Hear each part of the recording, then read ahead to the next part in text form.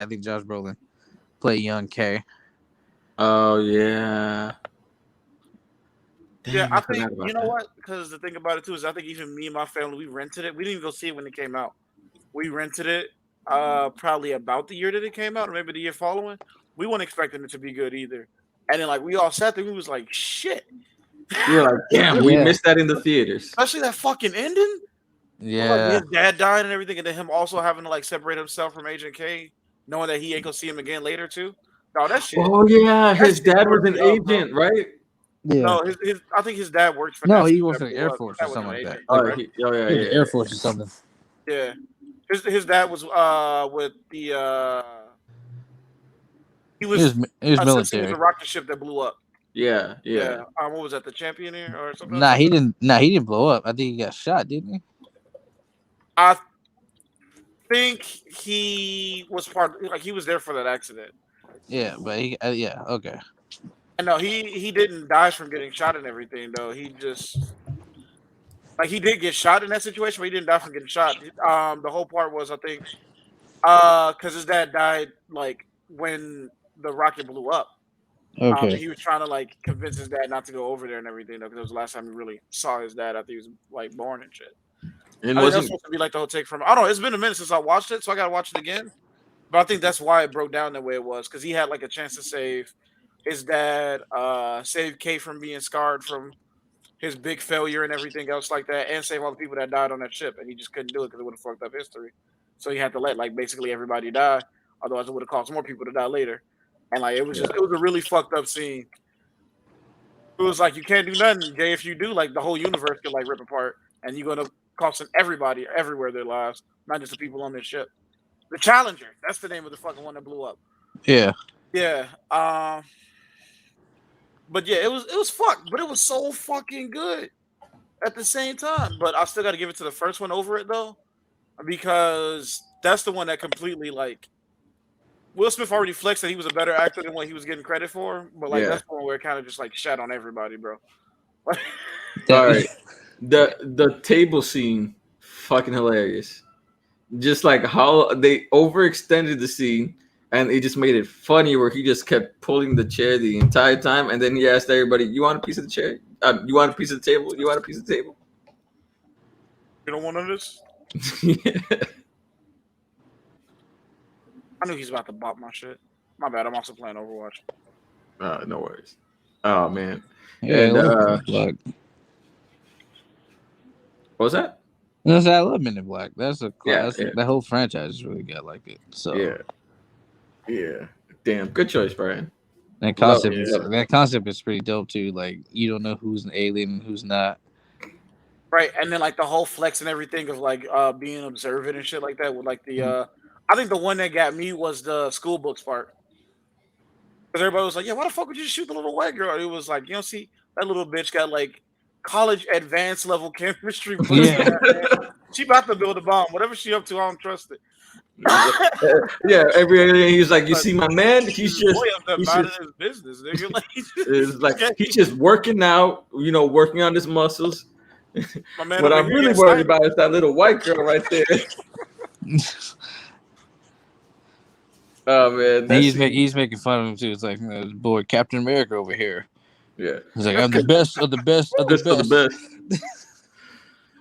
When he said that, I was like, this motherfucker, man. They can contest. I got Bobby Boy. All right, let's go to the number fives now. My number five. I don't know if any of y'all have seen it. Probably not, but it's a John Cusack led film, and it's Say Anything. Nah, I haven't seen it. Of course not. How have you not seen it? I I'm sorry. haven't. What was the movie you said? I didn't hear it. Say Say Anything. anything. I haven't Oh, seen it. You talk wow. so much shit about how much I love that movie. Yeah, I know. I didn't hear what he said. I said Say Anything. And it's Yeah, not just Say Anything, it's pretty much any of the John Cusack movies. Like, Because he's yeah. not as handsome as they want people to feel like he is. We He don't looks think like a he's great that kid. handsome. Like no one thinks John No, Cusack is It's like everyone not that about handsome. makes him that. out to be the sexiest nigga in the movie, and I can't. No, It's hard no for one me to thinks say. No, he's that's not sexy. what It's they're that. about. It's not what he's about. It's that the fact that he's well mannered. Okay, Gross Point Blank, like that is Wait, such a good fucking movie, and it wait. has nothing to do with anything to do with his looks. He's supposed to be a damn assassin. Okay, first, I do get he's supposed to be a coming home assassin, but at the same time, every time that he talks to somebody and everything, they talk to him like they making like they're pussy throbbing. Like you can't, don't lie to me and tell me that ain't what's going on with that whole fucking movie. No, that's not what was going on in the whole fucking movie. If you had paid attention, you would have known. Clearly, you didn't watch it. There was Damn. one girl whose pussy was throbbing the whole time, and it was his high school sweetheart. No. The rest, Oh shit. All Ah, right. Well, back to say anything. but say anything is better than Gross Point Blank anyway, so it's all right. All right, it's my number 5. Say anything is my number 5. I'm a huge fan of rom-com films, and this one was really good. I enjoyed it. This was when John Cusack was actually handsome. It was back when he was younger. Mm. Well, fairly handsome. Like he wasn't, like anything He crazy. looks like Nicolas Cage with less wrinkles. I'll give you that. Like he was like a plain white man. I will see that. And Jack Cusack. and yeah, like the way him and the girl like were having their relationship and the shit that was going on. It was really good. Like I enjoyed this film, and it had the stereo scene. It literally made that an iconic thing.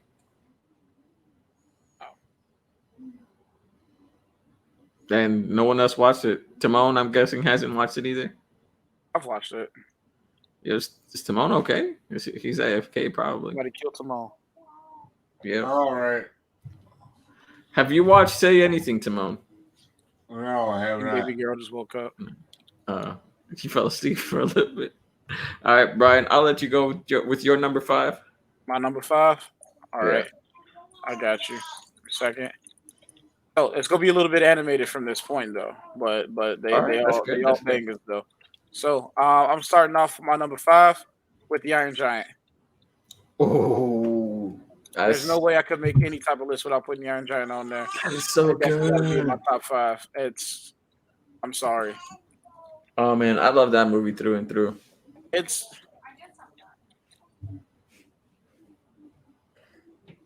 what's going on? The match kicked you out?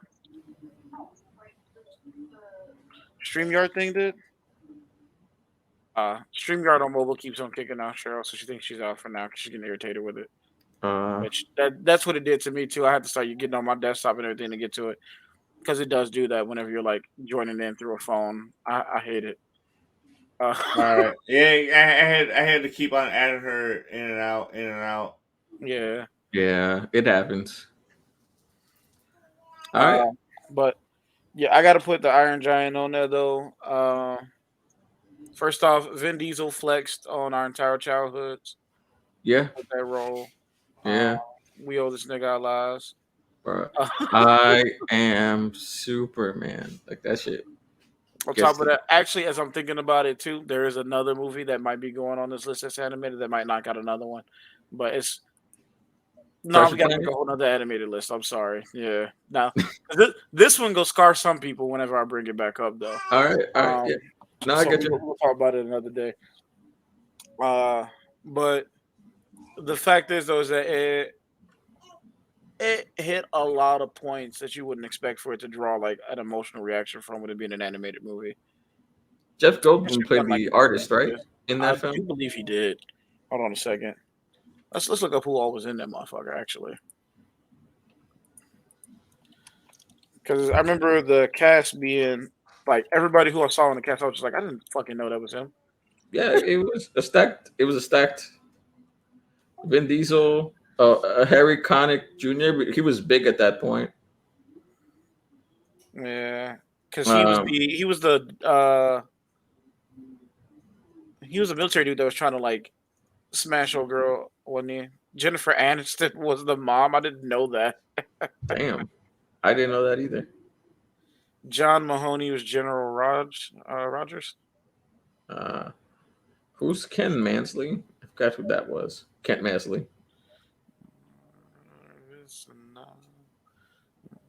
Kent Mansley. Oh, he was the general that was trying to. Oh, he was that officer that was trying to smash him Yeah, in. Shooter McGavin played him. Okay. Shooter McGavin.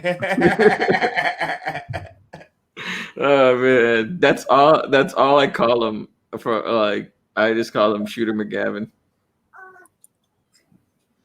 I worked this fucking The Price is Right tour. It came into my town, and the dude who Heavy for like hosts 15 minutes and she's up the whole time. the dude that hosts the touring segment of Price is Right looks exactly like Shooter McGavin. All right, Brian, why do you love this film so much? All right. So as I've stated before, though, it hit so many points that you would expect it to hit with it being an animated movie. Yep. And as early as it was hitting us with the notes, but it still hold up even today. It's just a neglectful kid trying to find an escape and a friend with a lot of people who find him more of a burden than anything else. His mom, Loki, was neglectful too. She was trying her best to be a good mom, but she kind of She was a single mom. Bitch at some points. Mm-hmm. Yeah, it's tough for a single mama out there. Yeah. He, found a brother and a giant alien piece of metal. Mm-hmm. It was like pure heart character. Yeah. Which an evil doctor created him, right? By the way, I have I to let you guys know, the Iron Giant was not necessarily about a boy finding a best friend. I'm letting y'all know what type of movie it actually was and the reason why everybody loved it so much. It was about a boy and his dog. No matter how you look at it, Iron Giant is 100% about a boy and his dog. I mean, yeah, it definitely Highly does. advanced dog, but Yeah. that was essentially a giant fucking dog. Yeah. A very sentient dog that was created by a mad scientist. I've actually never seen Iron Giant. No, Iron Giant wasn't created by a mad scientist. Wasn't it an alien? I thought it was a mad scientist that created him. I might have to go back and watch it now. I'm almost certain that he was an alien.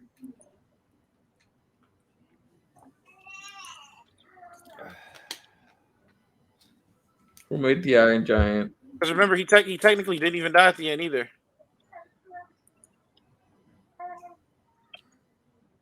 Yeah, it's not. It's giving me like who created like the drawing of the Iron Giant. I'd have to rewatch it in order to find out. But I thought it was like a mad scientist. I could be wrong. It's been a while. All right. Yeah. Iron Giant was really weapon. Good. Huh? I thought he was an alien meant to be a weapon. I know that he was meant to be a weapon, but I thought it was from like a mad scientist. I could be wrong. It's been a while since I've watched the Iron Giant. I remember one of the rumors being somebody saying that like it was a mad scientist that made him and everything else like that. Okay. Because like he was kind of like, because like what I would relate to him is like Frankenstein. Like the mad scientist Frankenstein, he's Frankenstein's monster. But like, in one of the iterations, like Frankenstein's monster was actually just like had the mind of a child. Of like a 3-year-old, but like we're super strong and shit. So that's kind of like I felt like it was based off if it was a mad scientist, but I don't even remember if it was a mad scientist now. I could be wrong. I don't think there was. Oh, it was? I don't think there was. You don't think there was? Okay. I'm pretty sure there wasn't. I'm really trying to think about it now. Oh, man. I gotta just rewatch it. I'll probably end up watching it tomorrow. It's always worth watching. You're gonna be wrong. Yeah. All right, Timon, what's your number 5 then, man? I'm gonna hit you guys with a banger. Fucking pop star, never stop, never stopping. My bad, nigga. I never seen that. The dead silence in this fucking call. Never seen it. So I liked it, but I would never put it in a top 10.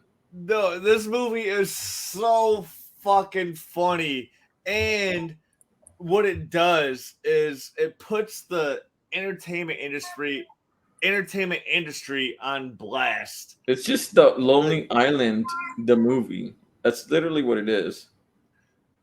If you look at it like a dumb fuck, but if you look at it as It's a literally fucking genius, it's literally the three people from the Lonely Island that made this film. yeah, and they all made that. a So what are you movie. talking They about? made a It's movie, your dumb and they fuck. made like they put the whole entertainment industry on blast, and it's filmed like one of those like old school like VH1 like behind the music documentaries. Genius fucking it to me it's a genius fucking film. Being a snob at this point. I mean, So oh he's my like, god, yeah. he's like literally Billy from Grim Adventures of Billy and Maddie. Am I the only one that's smart enough to get the intellectual of this movie?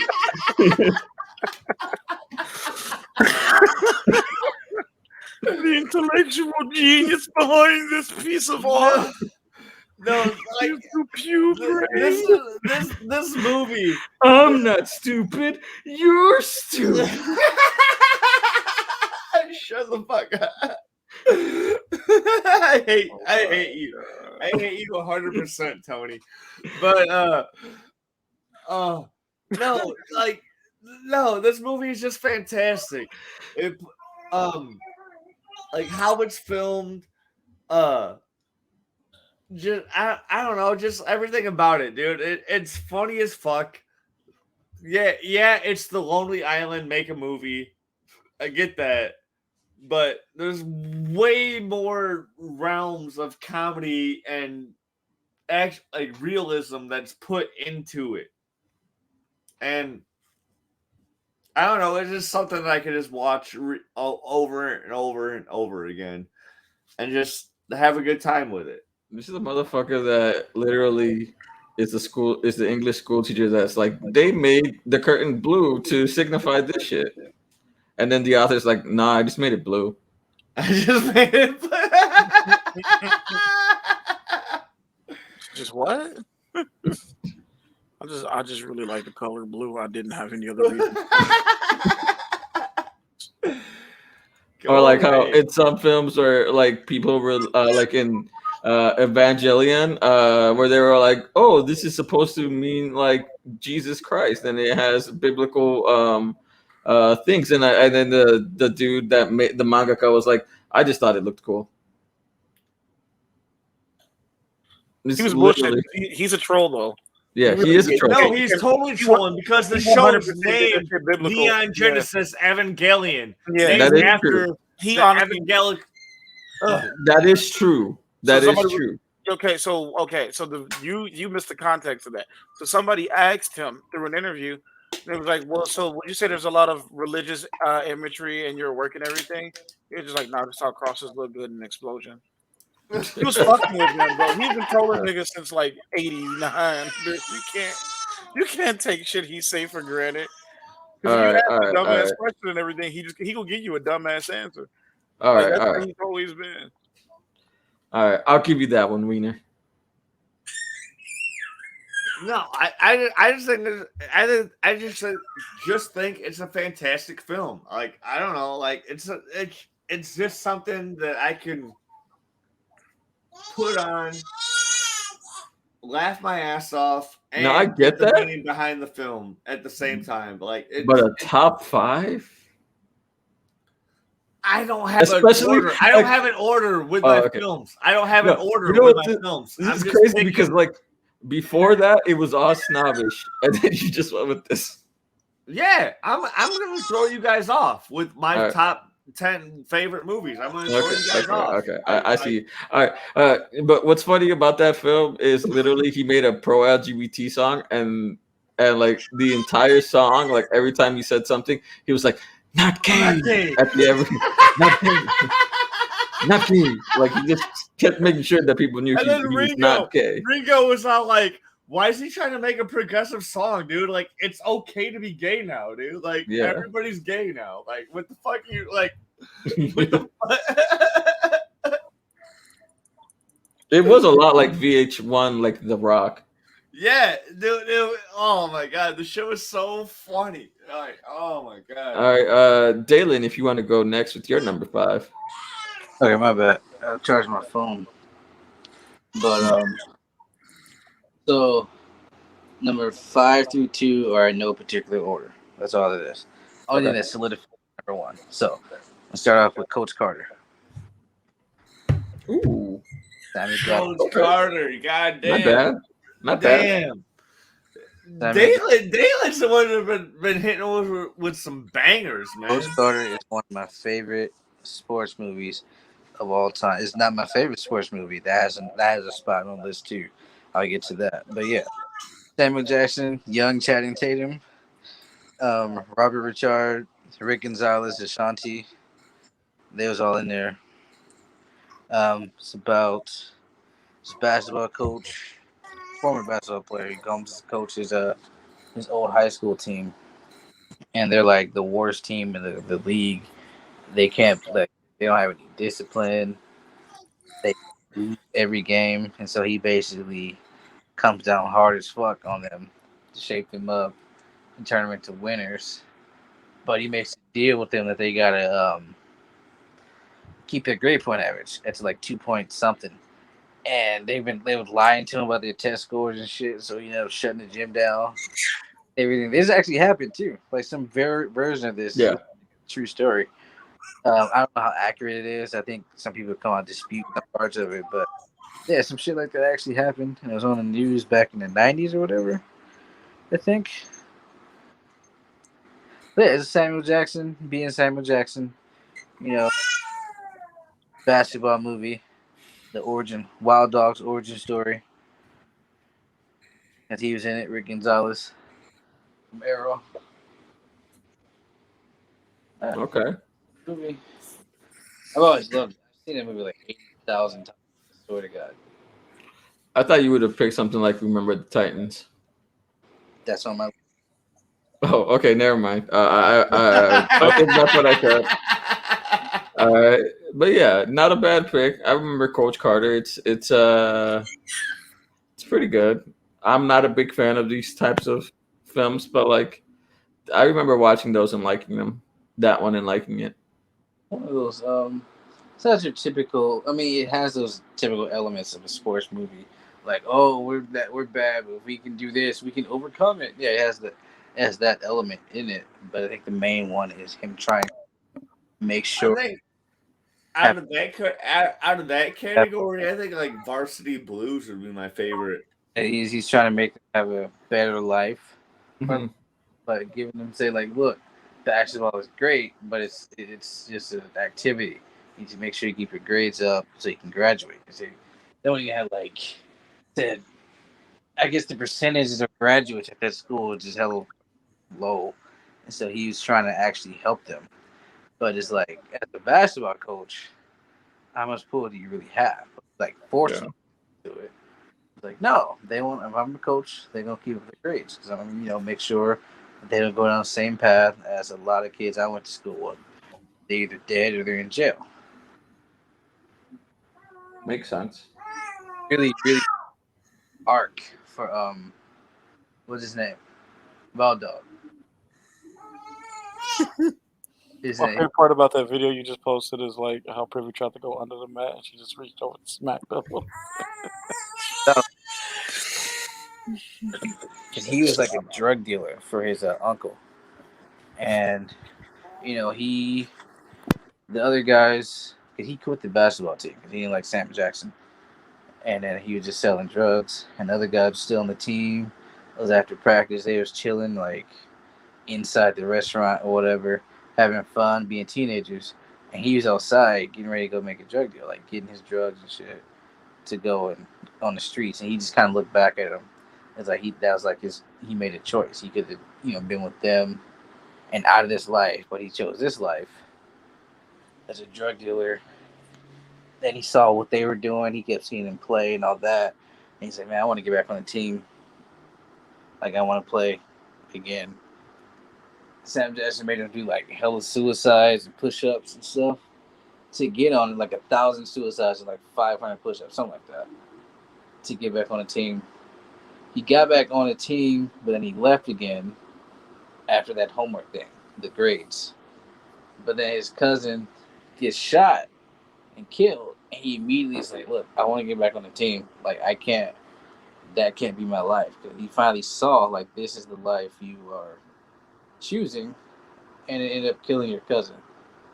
You know, so I just thought that was a really good arc, like kind of like a rags to riches kind of story for him. And he was a real person also. Yeah. Like Channing Tatum's character, like the main guys that were in it were actually real people. And they filmed that shit out here in the Bay Area at Richmond. Of Richmond course High. you would have. Of Oh, course man. they did. Of course they did. All right. Let's move on to our number fours. My number four is I'm surprised nobody added one of his movies onto this list as of yet, but it's The Wedding Singer. I thought about some Adam Sandler movies. Yeah, that's why I'm like surprised none of y'all had any Adam Sandler in your list Adam as of yet. And Sandler that movies actually are was my number trash. 3, and you kind of a bitch for it. It's all right, though. I got you. Hey, I told you that I was adding this I motherfucker, so know. you should have known. I know. The Wedding Singer. I consider Big Daddy. I know. My number My three wife gonna said she was fuck. waiting on me to drop it. I was like, I Punch know. your glove. Punch Drunk Love is great. My number three gonna fuck y'all up. All right, but yeah, The Wedding Singer, like, just Adam Sandler just fucking hits with a lot of his films, like, and like The Yes. Wedding Singer is the one that I just could watch all the fucking time. I can admit that Wedding Singer is leagues better than like Happy Gilmore or like Billy Madison because like he's actually like acting instead of just like being himself or whatever, or whatever he's like commodically troped to being. In Yeah. Wedding Singer, he actually did put on some like different acting chops. It's kind of like how Jim Carrey is being like wacky Jim Carrey in Ace Ventura, but Liar Liar, he's like showing off his acting. For Jim Carrey, for my top Jim Carrey movie, it's like the number 23. But no, I'm saying like in a similar situation with Adam Sandler, you're saying like Wedding Singer is like his Liar Liar, whereas Happy Gilmore, Billy Madison, or like Little Nicky is him being like that tropey Adam Sandler kind of thing. Popeye's chicken is the shit. It's like I know. I can do a pretty good Adam Like, Sandler. besides The Wedding Singer, though, Adam Yeah. does got like some real ones though where he actually like acts. Oh So yeah. I think Like, Nick is another good one in anger management. oh yeah. Rain on Me, or is it Rain Over Me? I forget. Yeah. That's really good. Men, Women, and Children. He was not the main character, but he played a really good married man who cheats on his wife, and his wife is also cheating on him. And like, he finds out about her, and then he's like, and then when he finds out, he goes to the place where she's having dinner with a guy. He orders a drink, takes his drink, and then goes back home. And then she's like, "Fuck, I got caught." And then she goes home later in the morning the next day, and she's like, "I want to explain myself to you." And he's like, and he's not paying attention to anything she's saying. And he's like, "What do you want what do you want on your eggs? I'm making omelets." And so the entire time, like, she's just like, "Hey, we really need to have this conversation. It's really important. I don't know how we got here, how I just started feeling like this." And so and she's trying to like say that, and then he has this entire like little monologue at that moment where he's like, "Hey, I've done some shit. I've done, and you've done some shit. I can tell you about all the shit that I've done, and it's probably a lot worse than what you've done. So we can have this conversation into a fuck everything up, or you can just tell me what you fucking want on these eggs." And it was and he's fucking sold it.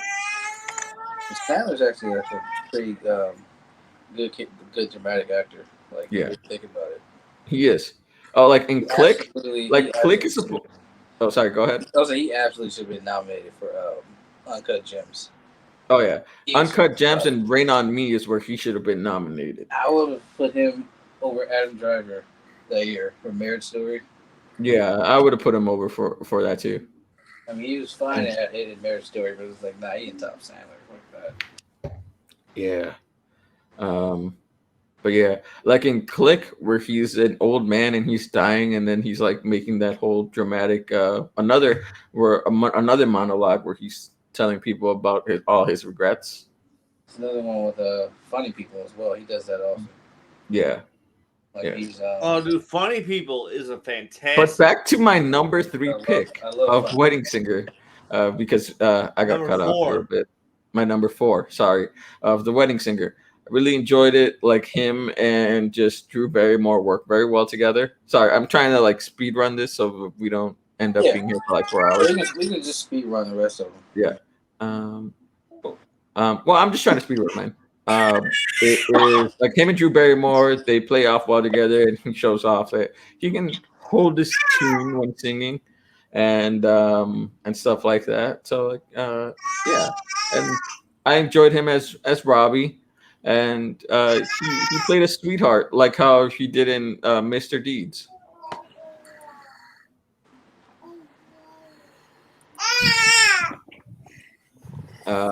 Whoever wants to go next can go next, but that's pretty much what I loved about. We're on number 4.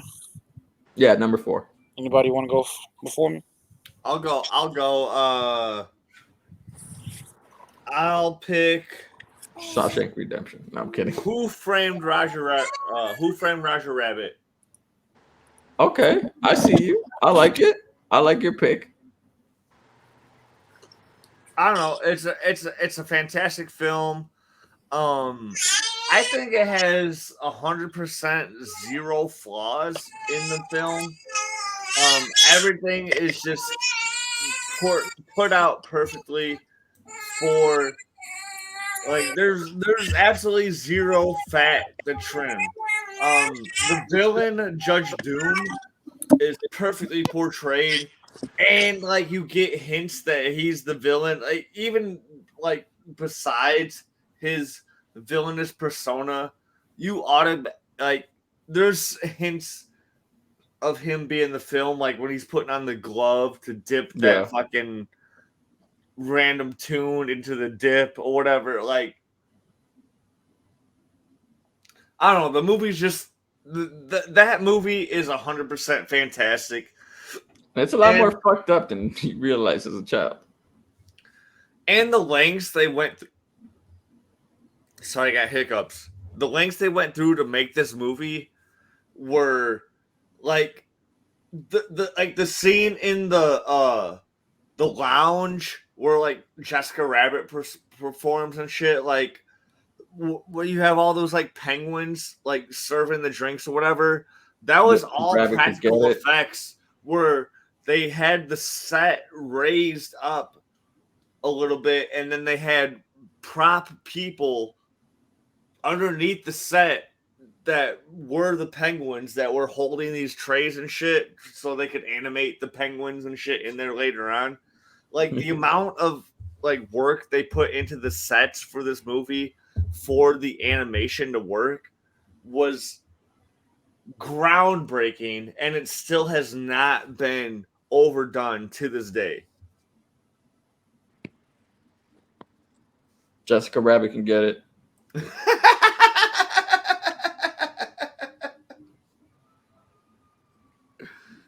Facts. Solid pick. I don't know about it being flawless though.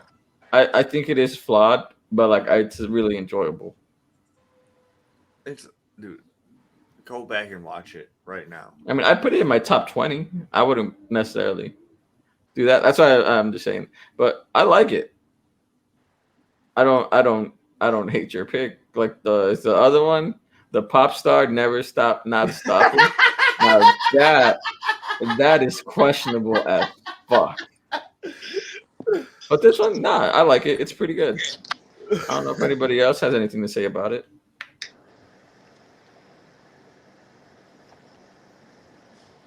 I guess not. Does anybody want to go for their number 4 then? I'm guessing Dalen. I can go. Huh? Yeah, I can go. Yeah, All my right, bad. cool. I'm changing the baby right now, but I also don't disagree with anything that Timon said, and anybody who does can catch these hands. Nigga, you don't talk ill about who friend Roger Rabbit. That being said, he knocked off one from my list, and he lucky I had a backup for it. Brady out here being toxic.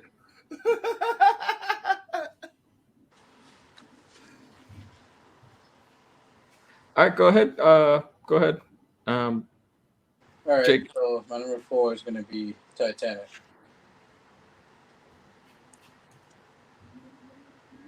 Another dead silence. Fuck. No love for Titanic. I'm not a. I'm indifferent about it. Like, I think that movie's more hilarious than No, what it's funny. Yeah, it's funny parts. Trust me. I've But never been a big fan of Titanic. I don't. I don't know what it is about it. I just think it's just a really good movie. I mean, I like Leo DiCaprio and Kate Winslet. They got great chemistry together. It's Jack and Rose, and I think it's just a really beautiful, tragic movie. there's so much of that movie And that though. shit was That, made like, for like IMAX too. Yeah, it was. I saw that purposely movie made. in theaters. I saw that movie in theaters when it came out. I did too. Really? Yeah, like 1999. Titanic was an inside job.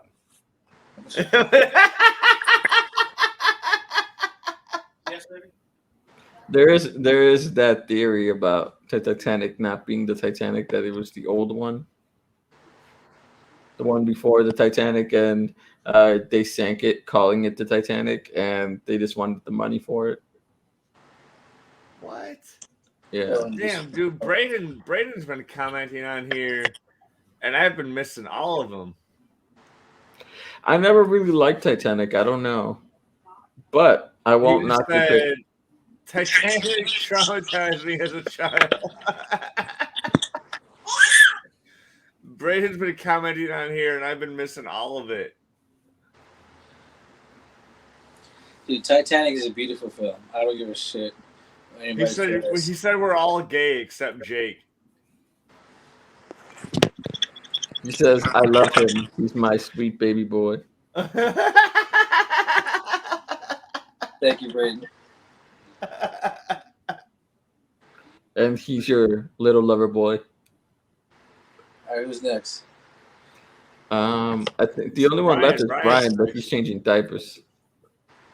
Do you want to talk more about Jack and Rose and what you love about this film? I don't know. It's not this specifically. I just think the whole, like, first of all, the whole thing is kind of just fascinating to me. Like every so often, I'll look at like videos on the Titanic and shit. But yeah, I just like their chemistry together. That whole as soon as the fucking iceberg hit the iceberg hit. I think that's like one of the best part of the movie for me. It's just, an hour and a half he was just trying to survive. And they do all that. He did all that just to like make sure that she survived, and he ended up basically sacrificing himself for her. Because I feel like he knew he would have died because he's pretty knowledgeable about it, but there was room on that door. There was totally room There was on room that. There's a Fucking lot door. of room on that fucking door, man. He They didn't have to could've go even out like They that. could have even taken turns or whatever. I don't know. Yeah. I'm not gonna lie though. I laughed at a couple parts and like when it was sinking.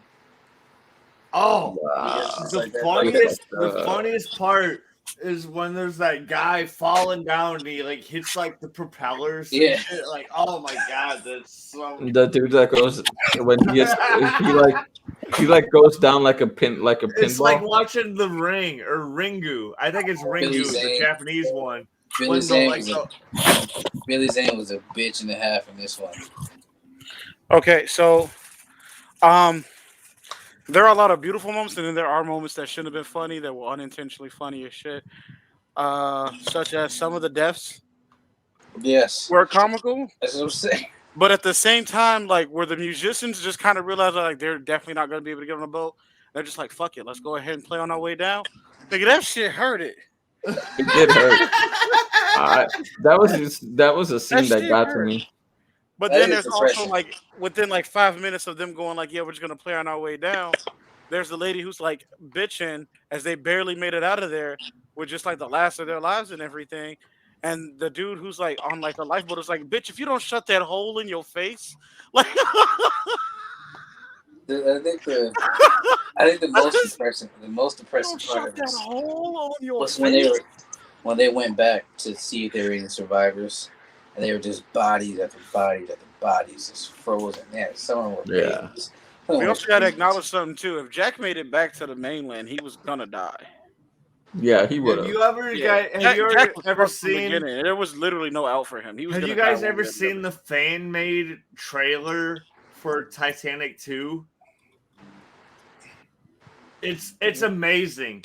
So like they resurrect Jack from the dead because he's been frozen in ice or whatever. They basically Captain America him. And so Nigger. like I and then think they I play did like see something clips like that. I think I they did see play something like clips that. from all these other movies like Catch Me If You Can and like all this other shit of like him being That's a on the much Oh better wait, film. tournament. Kathy Dude, Bates is in this too. it's so fucking hilarious, dude. Kathy, Ba- You gotta Kathy. see this. You gotta watch this fan made trailer for Now, Titanic 2. so It's What you mean they fantastic. use the same fountains now?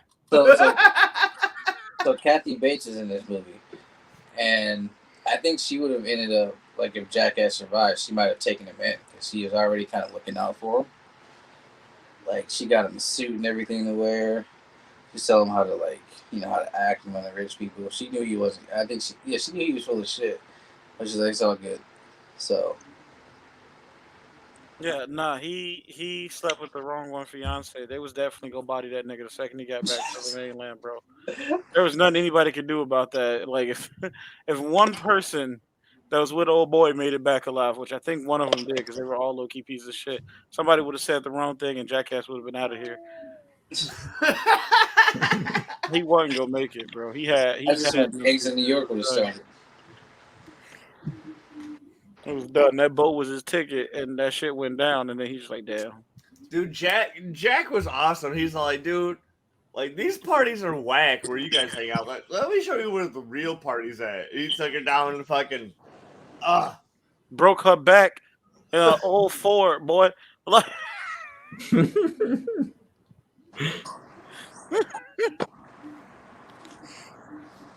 That shit was funny. I would have picked. I respect the choice of Titanic. It's a beautiful film, man. I mean, I don't. that if anything showed that James Cameron, Like a reckless. as much as racist as Avatar was, Titanic kind of showed that he is kind of like a visionary director. I think Avatar's racist as fuck. By the way, I'm just gonna say I would have picked Catch Me If You Can. Avatar's racist as fuck. Okay, now I gotta ask you, why is Avatar racist? I was just fucking around.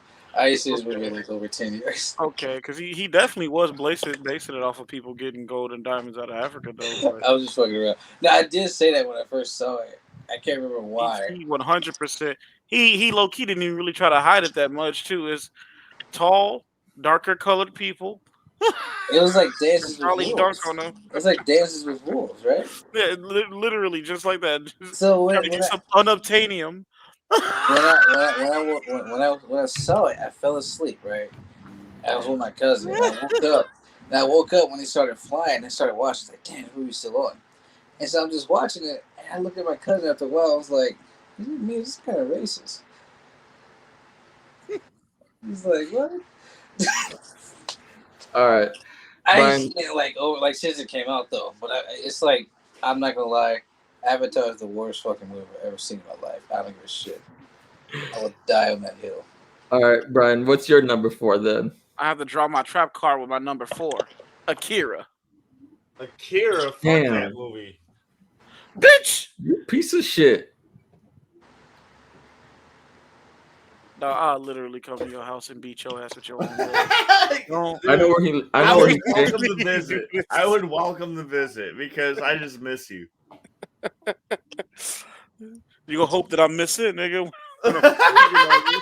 What you talking about? He's gonna come to your house like in Zookeeper where he comes to the motherfucker that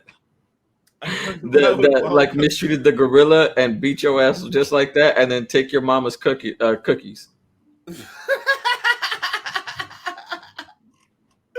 That's like That's literally what's his name, Kevin Smith? No, Kevin. that's like pouring a watery cup of shit over Braden Bible and expecting him not to billy whop your ass. Like, Akira's good though. Like Akira's what great, you and mean? I kind of want to shoot this nigga over what he just said. Lupe It's a made a classic. whole masterpiece album based off Akira alone. Yeah. Don't you fuck with Tetsuo in Youth? I like the movie, but I just think it's overrated. No, nigga. Don't you fuck with Tetsuo in Youth? That album? Don't you love Lupe? Okay. I never listened. Well, okay. So first off, the first thing you gotta do is you gotta rewatch Akira. You gotta do it recently too, and then you gotta sit back on your own and listen to the whole Tetsuo and Youth album. And every song is based off of a certain part and scene of the movie, Mm-hmm. but it also correlates to the hood at the same time. It's ridiculous how Lupe did it, and that nigga low key need an award for something. I don't know what the fuck he would get for that, but get that nigga something, bro. 'Cause that It's a lot. yeah, it is ridiculous what he did with that. I ain't gonna never see no credit for it because at this point in time, Lupe's seen as a little bit corny, even though he low key can eat everybody.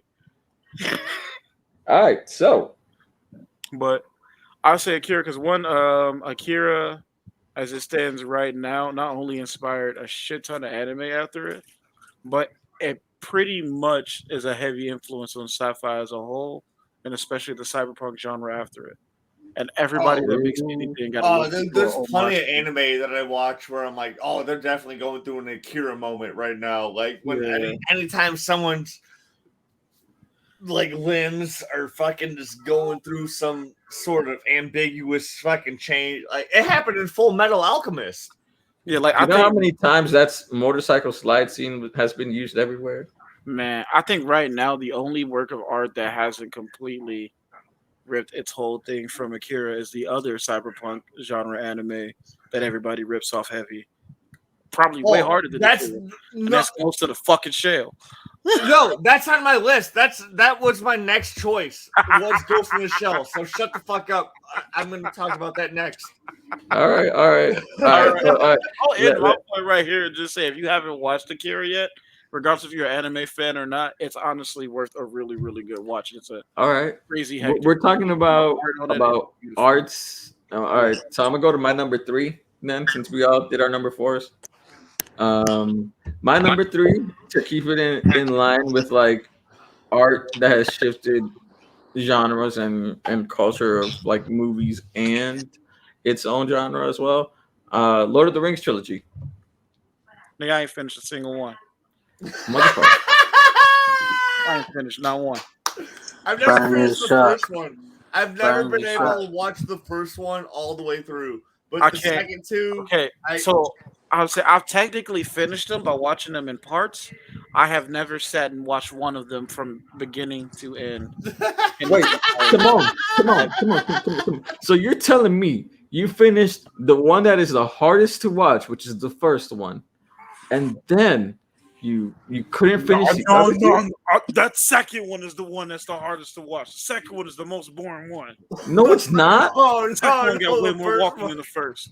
No, the first one is where they do the most talking. The second one is where the war starts. The second one is where the war starts, but it don't start until way past the midway point. Bro, it's an hour midway one. point in that movie is half a damn day. I fucking hate you, man. You are on some bullshit right now. What really sucks about the Lord of the Rings movies. So like that you're a bitch.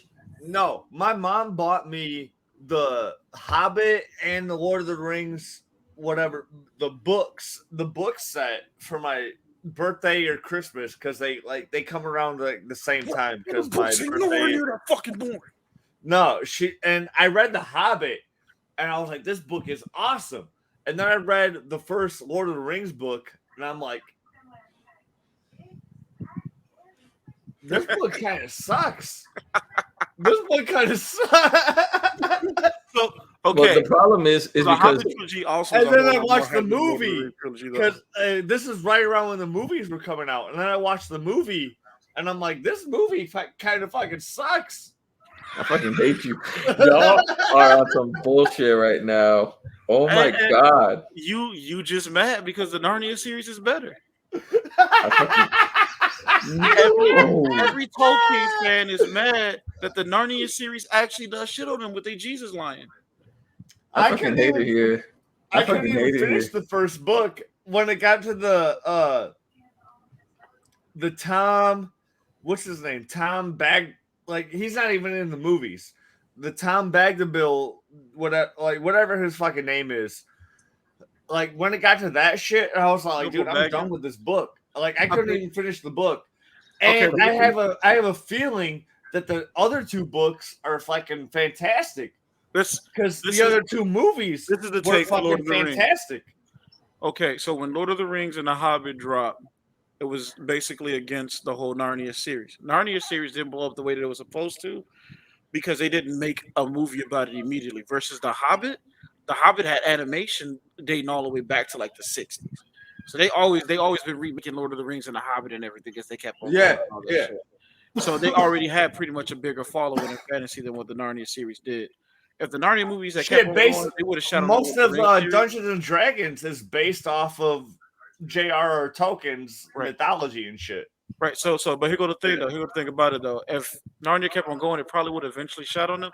But there was one series that came out of the fucking blue and sat both of them down, and there's nothing they can do about it. The only reason why Lord of the Rings survived is because of how long of a standing it already had with its fan base, and that was Harry Potter.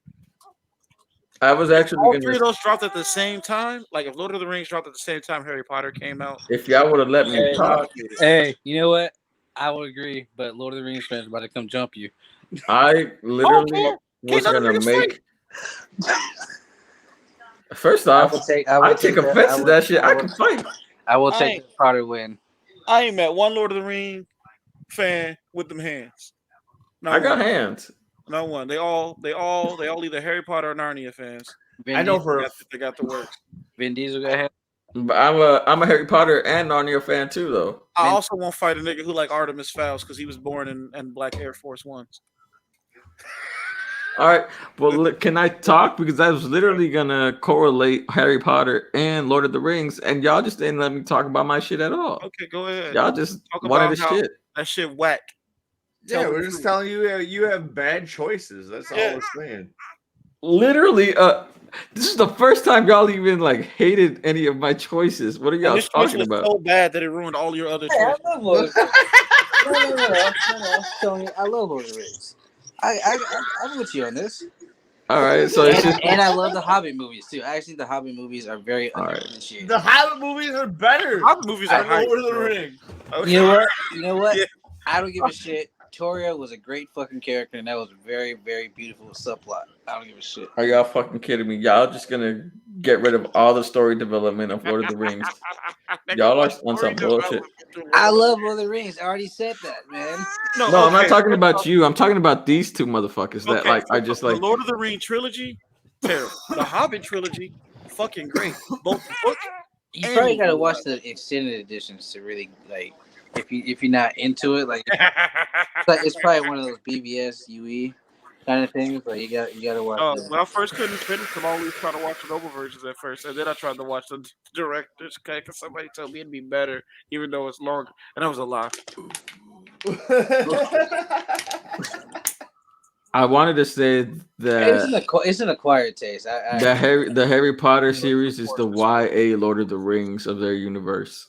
Speaking of Elijah Wood, I had my ex-girlfriend today watching Wilfred.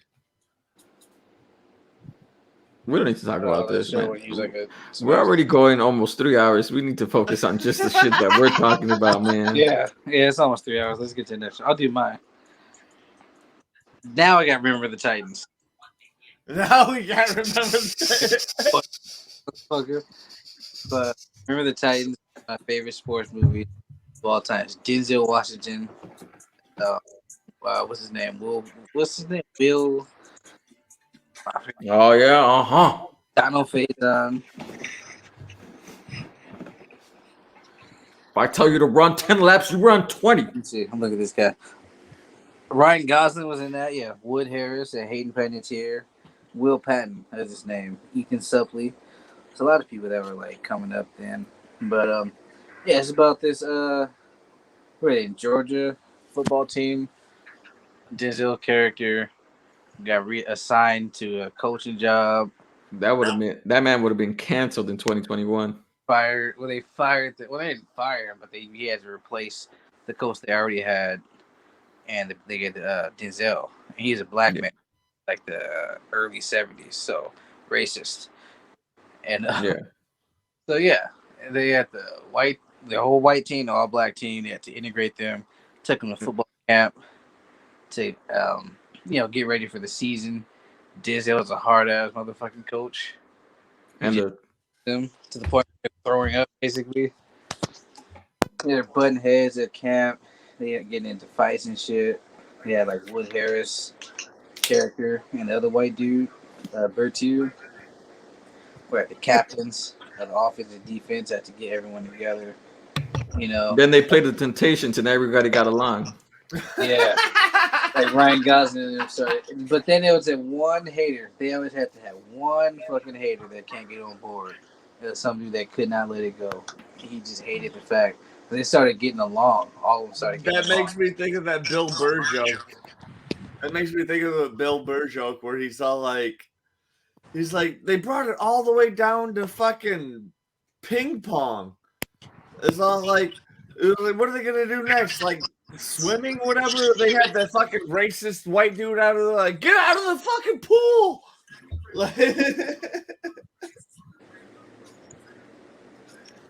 I don't know.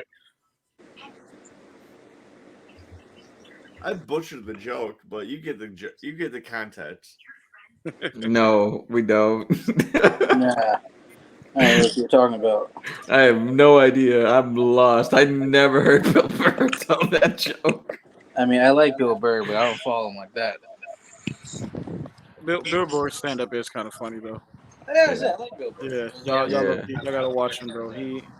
He does a whole bit about like we need to stop making these white guilt movies. Like he's like it came all the way down to ping pong. What are they gonna do next? Fucking Bro, you're swimming? repeating the joke and nobody got it the first time. We got it. We got it. It wasn't funny the way you said it.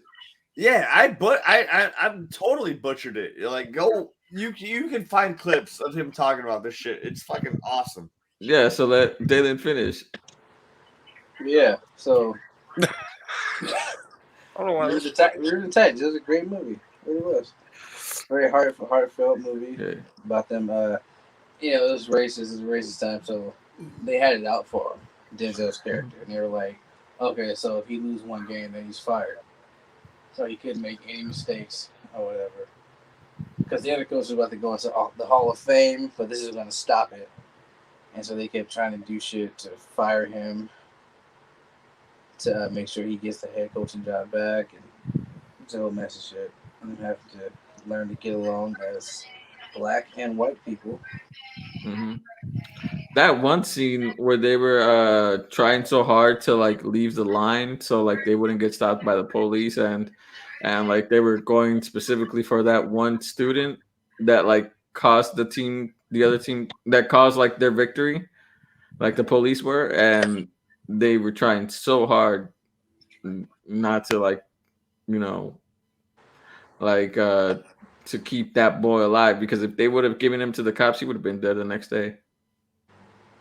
This is Remember the Titans? I think it wasn't it?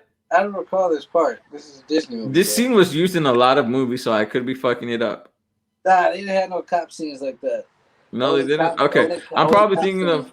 There only was a cop whole scene- bunch of other movies and TV shows where they had this, and I'm just probably getting it confused. Remember Only the times cop because scene it was. that had in this movie was Wood Harris was going to Bertier's house, and he's walking these old ladies. I got it confused with another one. it's like so synonymous with like football movies. Yeah, I I think mean, you think about Friday Night Lights. Probably. But it's been an overused thing, so like it could be from anything, honestly. yeah, Because then remember Titans, the big thing that happened there was the car crash, wasn't it? yeah, Bertier. Oh yeah, my bad. Yeah, that was like the big we need to unify truly as a team moment and everything. Somebody Yeah. died in like the car crash. After they were already on the winning streak, but they were still at each other's necks. That was them saying, "Nah, now we really got to go off." All right, who's next with their number 3? That's you. You're up next. I already said my number 3. What was your number 3? Oh yeah, it Lord was of the the. Rings. That's how terrible that take was. No, y'all were terrible about your fucking shit. All right, I'll go next. First off, I'm not gonna take shit from someone that put Popstar in their number 5. That's fair enough.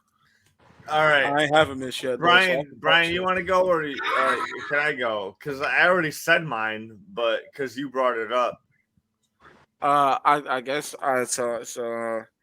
So go ahead and knock yours out, so I can. All throw right, mine Ghost out in there. the Shell. Ghost in the Shell, the anime version. Scarlett Johansson, you about to get canceled. Convoluted bullshit in every No, fucking no, no, iteration. no. On some real shit, I hope she lose her case against Disney solely just for what she did to Ghost in the Shell. It wasn't her fault.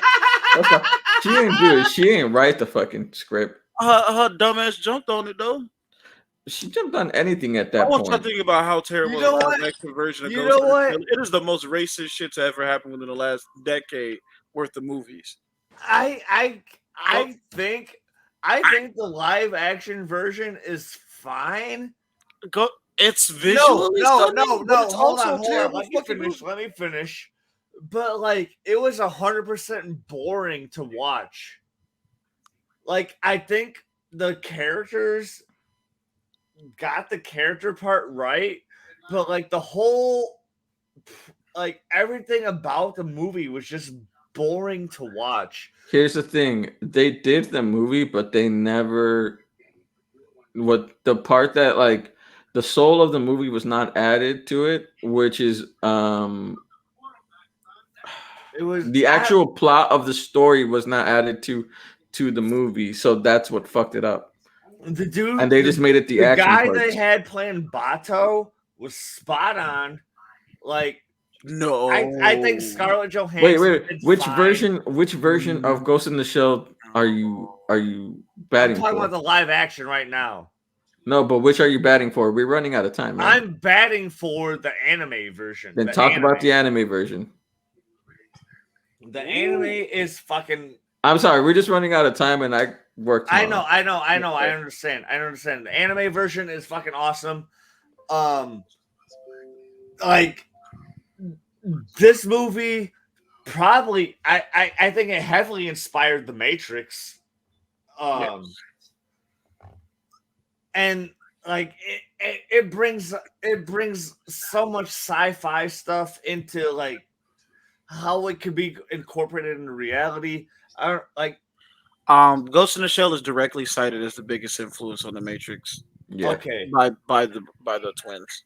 They both literally say everything that you think of right now dealing with this. We low key ripped off of Ghost in the Shell, which is funny because they actually ripped it off of somebody else. But that's a completely different story though. But yeah, everything though visually about the Matrix and everything that can be indeed contributed to Ghost in the Shell.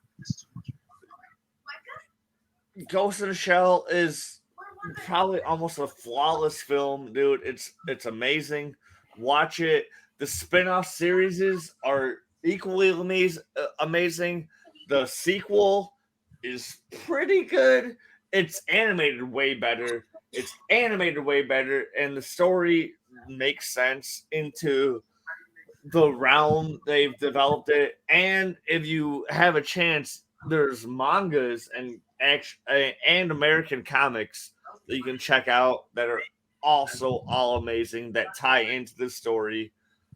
And 3 other movies and like 5 different anime and all that shit. Dude, it's amazing. It's amazing. It's one of the movies I grew up to. I love it 100%. I love it.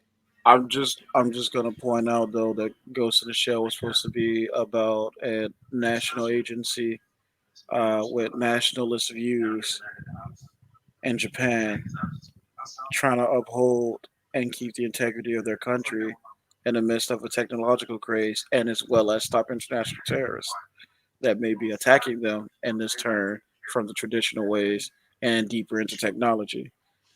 And not a single fucking Asian person was casted in the live action version. And these niggas still kept it in Neo Tokyo. They didn't even say Little Tokyo like it was gonna be like in California or some shit to try to play out the fact that everybody in this cast was white as hell. Hey, that's not Bato, true. The extras were Asian, who, but that's terrible. who? The They gay were shit they extra. got whacked. Oh, they were white too. Nah, but All right, go with your number three. okay. So my number three because I had to make some improvisions here or there. Uh, and y'all can shit on this if y'all want to. I understand. Just It's know already trash. you might have to see me. Big Hero 6. That's good. No, What are you I talking respect. about? What are you talking about? What? Okay, we'll talk about that later. Um, so all right, my number three is honestly, and I already know I'm about to get shit for being this edgy. The Nightmare Before Christmas. I It's hate a that good. movie. It's a good one, but I would not put it in top 10. But it's pretty good. I hate that movie. I I I have don't no hate complaint it. I for it. don't hate I it, don't have any but complaints against like that. I think it's like way overrated.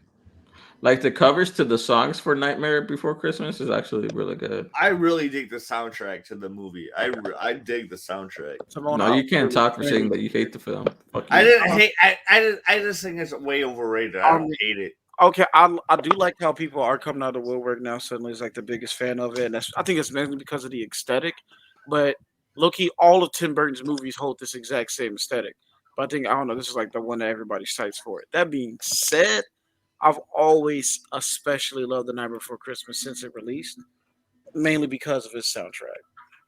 It has the best Disney songs. Well, not the best, Dude, it has a banger but soundtrack. I'm it has not gonna the lie, top it has a Disney banger songs. soundtrack. It And does. when they did the revisit album, dog, Yeah. everybody shitted on that album, bro. Hmm. Everybody went ham on that fucking album, from Korn to Marilyn Manson's take on This is this is Halloween. Halloween. Dog, you can't, man. It was dope. You can't fuck with it. But it's always been my favorite, just because well, one is basically a holiday movie that you can play twice a year. What other Yeah. holiday movie you know that can do that? None, nigga. You could actually play it more than twice a year because it has every holiday in it. Barely. Let's stick it with twice a year. Quit playing with yourself. I know. Yeah, I'm just messing with. I'm just messing. that's I'm just right. messing. I'm And just messing. Halloween and Christmas, but then we don't. All right. Did everybody go through their top threes already? Yes. Yeah.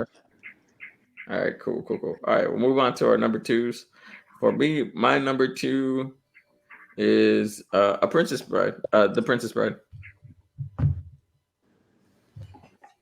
Hmm. Nothing. I thought that would have been your number one actually. I thought that was gonna be his number one too. He caught me off guard with that one. Nah. Y'all know my number one. I say it all the time. But yeah, the Princess Bride. I It already just said has my number one. the best of all worlds. Like it's literally a great fantasy, great action, great romance. It's great comedy. Like there's nothing that you can't get from this film. And you got Andre the Giant. So that was cool. Mm. It's a solid pick. I Yeah. haven't seen it in a while though. I should rewatch it. I think it's on Disney Plus. And the dude from Robin Hood, like Robin Hood Men in Tights, hilarious. Carrie Ellis. I think so. I don't remember his name. I'm terrible with names, so that's. I'll leave it at that. Y'all can go with your number two. I don't really have to say much about it. Like if people just know it. It's like respect. All All right, who wants to go next? right. You want to go, Dave? No, I'll good. go next. You said what? I said I'll go next. Go ahead. Oh, I got one All thought. right. I was just trying to see who wants to go next. Motherless Brooklyn. I've The fuck never is heard that? of it. I never heard of that shit. That's some. It came out like 2 years ago. It's Edward Norton. Fuck. Who else? Keaton's in it. It's Edward Norton plays this sort of like defective, like Oh shit! I'm gonna watch this for he's a sure. detective. He's a detective. He works with like How's my girl Google in it? The- I watch anything she's in. I don't I can't really explain this movie to like the best of its. It came out like 2 years ago. It's fucking fantastic. We did a review of it on my channel. Willem my Dafoe's YouTube in it channel. too, so that If you- helps. If you want to get more further information on it, you can check out my YouTube channel. But I don't know. This movie was just absolutely fantastic. I only saw it once, but it's absolutely amazing, dude. Check out Motherless Brooklyn. All right, nice. If you ever have I a see you. fucking free time, I see you. And- I see you. just I don't know. It's just absolutely amazing. Check it out. Nice. I saw the cast right now, and it looked like a good cast, so I'm gonna definitely watch it. All right, I'm gonna knock mine out real quick though, because I don't think mine has enough to say about it. But I know my number one gonna be a little bit heavier than some people. But my number two might be a little bit lighter. So it's actually a two-way tie because I couldn't make up my mind between these two movies. I'm surprised that neither one of them came up yet on anybody else's list. And that's Spider-Man 2 and Man of Steel. I feel like both of them, even though they had some minor issues and stuff that I could pretty much change, Yeah. like very minor things. Mainly, I think the biggest one out of all the things that I would change would be how John Kent died, because I found that one the fucking stupidest thing that they Yeah. could do. Not saying killing him off was dumb, but the way that they killed him off was dumb. With the fucking tornado, they could have made it like a heart attack. You show that he can't save everybody all the time, when literally the nigga could have just saved him right there. But Yeah. yeah, He like could've- he could've saved grabbed the him and whole ran off. fucking town. yeah. Yeah, just right. Well, you can't do everything, Clark. And so, like, that's what they should have did. That's how they should have killed him. I think instead of like going for like you can't save everyone, I think they were like it was more of like you can't impose your will onto others, which is like a good versus to like Zod, because like he was trying to force his will of getting Kryptonians on Earth and terraforming it. But sacrificing himself to a tornado wasn't even that bad a tornado, so he probably could have survived. He just went in the truck. No, I get it. I get that it's still terrible, but that's like the only way I can kinda save it. And even then, it's like nah. Yeah, that was the dumbest. That was the dumbest shit they could have did though. But Yeah, Man of Steel is my favorite comic book movie. Like out of all the action ones, because Scott Pilgrim ain't really an action one; it's more of a comedy type. There's action in it. There's action in it, but it's more of a comedy. Yeah. yeah. Um, Well, I feel like those two, like, basically, yeah. Like honestly, I would. perfectly encapsulate like the sacrifices that they truly go through and everything, especially Spider-Man too. Peter had it rough, bro. Peter's a did. tragic ass character, and he definitely captures it. You know, I can kind of see why he turned into an Peter incel. a sad nigga, bro. I think the only thing that makes Peter like seem sadder than that was low-key having to play through everything in the fucking Spider-Man PS4 game. That Peter was least- going through it too, bro. Yeah. He was. At least Spider-Man 2, Peter got a chocolate cake. That's the only Peter I think I done seen that had it like sadder, other than like the intentionally written super duper edgy sad like stories. I don't think any other Peter hit me besides the Spider-Man PS4 Peter like as hard as the Spider-Man 2 one did. Because like you just want to cry with him, bro. I still need to finish that game. You have bored that shit. That game is emotional as hell. I think the only reason why it didn't win Game of the Year is because God of War and Red Dead Redemption 2 dropped God the of War is same overrated. fucking year. And I swear I love But the didn't God of War Fortnite win it? PS4. Didn't Fortnite win it though? Hell no, not 2018. I thought it did. No, What did Fortnite win? wasn't even nominated in 2018. I'm looking this up right now. What won? Yeah, I think God of War won it. I don't think it should have won it though. I think out of the games that dropped that year and everything, like God of War was still good and it probably was still in like the top 5. But Oh I yeah, it think was God of War. yeah, I think both Spider-Man and Red Dead shot on it that year. They did. They were the better. Didn't Red Yeah. Dead win that year? No, Red Dead didn't win. That's what everybody said. Red Oh, Dead God won a of bunch War of won. awards that year. Red Dead won the most awards, but God of War won Game of the Year that year. Yeah. Yeah. Like Red Dead won like best voice acting, best storytelling, best performance, best graphics, all that shit. Somehow didn't win Game of the Year though. Like still God of War, nigga. Like best gameplay. No, actually, no. I think Spider-Man PS4 won best gameplay that year. They were like, he said boy a lot. He wins. Yeah, he said, "Boy, it's Chris Judd, bro. We can't vote against Chris Judd." No, hold on. Boy. That's kind of like he was like, boy, get back. But what if it's Chris Judge versus Chris Judge? All right. All right. So Man of Steel is literally my favorite comic book movie. The only problems that I have with it is that there's not a Man of Steel 2. Yeah, yeah. I feel like the main problems I have with Man of Steel, besides John dying, was what they did after Man of Steel to ruin what it built, like the base Yeah. that was set right there. Because they had a perfect fucking base to build off of with that, and they just kept dunking shit in the trash. And I don't understand why they. I don't know who made these decisions, but they need their ass beat. Zack Snyder. That Oh, wait, wasn't no. Snyder's fault. Yeah, Didn't he direct BBS? He did, but WB is just doing Yeah. Oh, too yeah. much. They like to put Yeah, their fingers in shit. WB basically forced that script onto him though, and he basically just had to make the best of it. And then WB also came back and re-edited Doomsday. He actually had a completely different fucking design for Doomsday, and they basically made him reshoot. They made him and Michael Shannon like reshoot all that shit that they had. So apparently, Doomsday was going to look closer to Doomsday. Which at first too, he didn't want to put Doomsday in the movie. Apparently, Yeah. he wanted somebody else, which I was saying for a while and everything. It should be somebody else, like Parasite or even Metallo. I feel like that Yeah, would have made That would've been BBS better. go a I whole think lot harder. Parasite, either one, because he would have needed help. So Yeah, and then you This then is you why. also got Doomsday in the back burner to use for later. Exactly.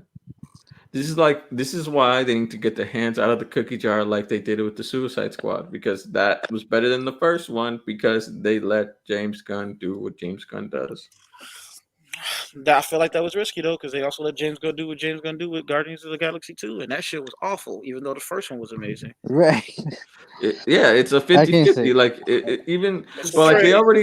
Here's the Fine. thing: DC already has a record of fucking up their films. So like, what's the harm? What's up, baby? Well, WB, I mean, at least with the DC stuff. The second Guardians was fine. it wasn't Second bad. I Guardians. liked It wasn't I bad. It definitely wasn't liked bad. Dog shit, terrible. I definitely It liked was it not more dog shit terrible. It was on not A movie bad. with- A movie with no conflict is not a movie. All right, who else wants to do their number twos? It was alright. Oh, okay. My number 2 is The Wood. Really? Ooh, Yes, I ooh, fucking I love that fucking. Wood. Oh The my Wood god, I is love that movie. The Wood. I was not would say, expecting that. is the one movie I would never, ever, ever get tired of watching. Like, Guardians I of the can. Galaxy 2 group therapy session. That's what that shit was. I What? actually like The Wood. It's been a while since I watched Hey. The Wood. We're over Guardians. We're on the wood now.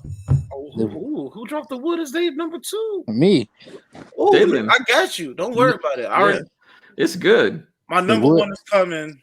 The Wood is like the one movie I can watch over and over and over again, never get tired of it. Bro, it's been a while since I watched The Wood. There's just a black coming of age story, and it's so Oh hell yeah, great. it's so good. It's so good. I love it so much.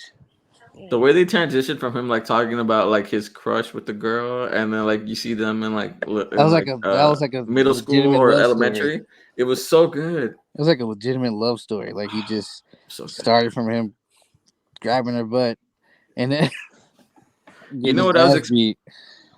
You know what I was expecting you to put instead of The Wood? What? Something like Hardball. Oh, don't depress me. I like Hardball, but nah. Yeah, I love. all right. But yeah, The Wood, honestly, yeah. I mean, I haven't thought about The Wood in so long. Bro, my family used to own that in VHS. Nigga, who I family watch it. did? I watch it every time. I think I got it on my DVR because it came on the other day. I think so. But yeah, I love Yeah. The Wood. I need to watch The Wood. I think one of my favorite sequences is like it was when the whole dance party thing when he had to go to the store and then get robbed by his crush's brother. My brother. And he, hey, you niggas need a ride to the dance. Niggas need a ride to the dance. And he's like, "Hey, Oh, hey, dude. maybe." He's like, "Hey, maybe we stay." Stacy. He's like, "Hey, maybe if we stay here, maybe they'll leave." He's like, "Man, you know where the fuck we at?" When they're washing No, we themselves already know, off with right? the Get hose. your ass in the car. Okay. That shit was funny. Like when they're washing themselves off with the hose. Oh He yeah. said, you ain't getting no zigzags. You ain't getting no drag. Oh my god. Oh This man, movie that is movie. that's another classic. I fucking love The Wood. That's such a good Oh, film. God. And when Slim and them get older, he had grits at the liquor store. He said, "Nigga, why you still got grits? When anybody cooking you breakfast?"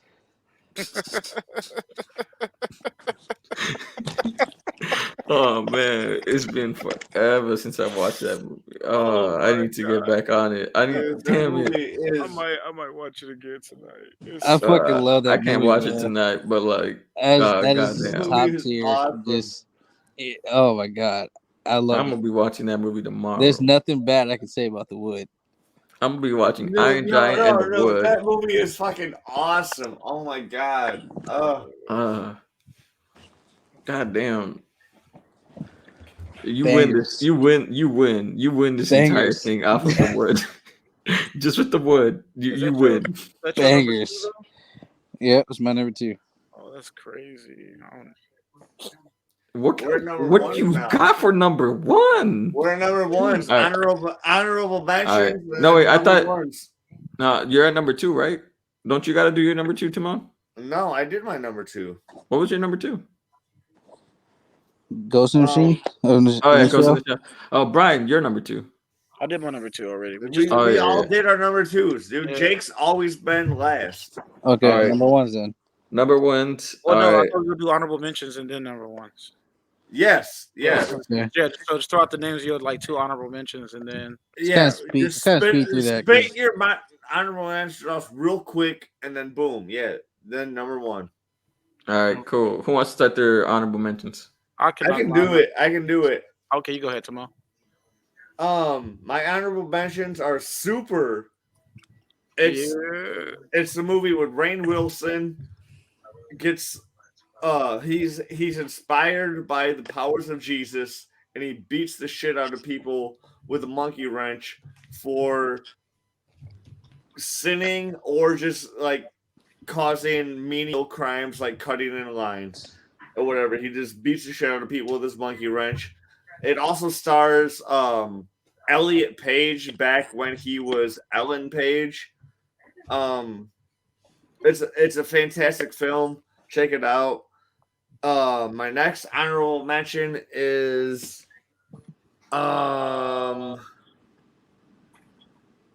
shit.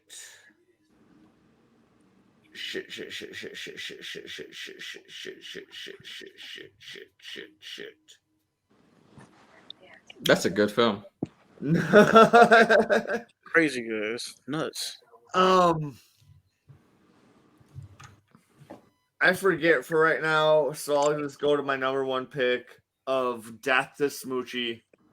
Wait, nigga, I thought the rest of us was gonna do our honorable mentions, and then we was gonna come back for number ones. Oh, damn. Well, I'll Yeah. just do my number one pick right now since I already mentioned it. Death to Bro, you are Smoochie. fucking up the rotation. I'm sorry. I'm sorry. I'm sorry. I ain't smoking with Timon. He gonna fuck it up. I had a lapse of memory. So I had a Death to lapse of Smoochie. judgment. I should not have done what I've done. Goddamn goldfish. Don't do dabs with wiener. All right. This is a fucking shit show. DDDW. All right, let's keep it going, y'all. We're over 3 hours long. Death to Smoochie is a fantastic movie starring Edward Norton, Robin Williams. Danny DeVito wrote and directed the movie, and he's also starring in it. And it's a whole clusterfuck of how the corporate industry handles childhood programming. So like there's this whole mafia and shit involved with childhood programming and like how shit gets aired and what the performers have to do to sacrifice their life, like their identity and their livelihood to pursue in this type of career. It's a comedy. It's a drama. There's a little bit of a love interest in it, but that's kind of lackluster throughout the whole film. It's a must watch. Check it out. You will not have a bad time. I'm already having a bad time. Shut the fuck up. I hate you. Okay. So I guess if Timon done did it, then we should probably do our 2 honorable mentions and then our number 1. I guess. Okay. Yeah. Just All right, cool. Does anybody else want to go, or You guys, y'all can go first. I'll go last. Okay. My honorable mentions are going to be James and the Giant Peach. Oh, Nice. I like solid that. I like pick. that. That's and a good. Princess That's a good. Mononoke. Oh, that's my favorite of the Ghibli films. That's my favorite of the Ghibli films, bitch. You watch Which your mouth. one? Princess Mononoke. Oh, First off, motherfucker, you watch your mouth. Respect your elders, because I'm older than you. That one's just fucking beautiful. I don't see It's so good. like Oh, yeah. I feel like that's a fucking film. I feel like if you're ever trying to get somebody heavy into Disney, into like anime, you should start off with a couple Ghibli films. And I feel like, Yeah. I feel like Princess Mononoke and Howl's Moving Castles are probably like the top 2, besides Spirited Away. Which Spirited Away is Spirited Away. You can't. No, you should. You should also no. Before those, Princess Mononoke and the Castle in the Sky. Castle in the Sky is good, but I think Howl's Moving Castle is better than Castle. Howl's Moving. No, Castle but like, it's a is good better one than to get Castle people in the Sky. into anime. Oh, Like so- it's a nice little story. And like My Neighbor Totoro is a good shit for like you can play. My some Neighbor little Totoro is children and something shit. that well, you got to play it to the littlest of children, because anybody else that's like a teenager or above, or even like I'd say even 10 or 12 or above, and watch that shit, you go like, "Hey, am I on fucking acid?" Like, It's true. It's true. My Neighbor Totoro is a trip, and you give that one to people who are like really big into like Alice in Wonderland. What's the one with That's what I'm saying. That's something you play for like little children. The one with the girl with the umbrella? I mean, not the umbrella, the broom. That's Kiki's Delivery Service. Yeah, Kiki's Delivery Service is so good too. Yeah. But those are my honorable mentions. But my number 1 slot goes to Cornbread Earl and Me. I don't think I've watched that. Oh, this now, especially with all the shit going on, just out in general, now is the perfect time to watch Cornbread Earl and Me. First off, okay, so it's Lawrence Fishburne. But shit. yeah, so no, it's not, Daddy from Boys in the Hood, Lawrence Fishburne, or Morpheus, Lawrence Fishburne. This is child star Lawrence Fishburne. And it's about okay, so Lawrence Fishburne is his neighborhood kid who basically goes to his park all the time. And there's a certain dude in the hood that is pretty much guaranteed to be a basketball star named Cornbread Earl. He always got his ball with him. He bouncing everywhere. It don't matter what the fuck going on.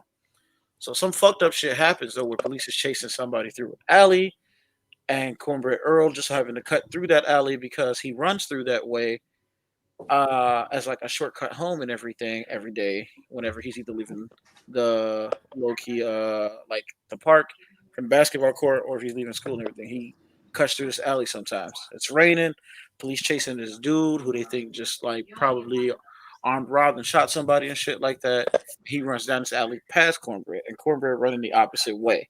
The police chasing the dude that ran past Cornbread somehow get confused and suspect Cornbread is a dude that they were chasing and shot him, even though Cornbread was running the opposite direction of the dude that they were chasing.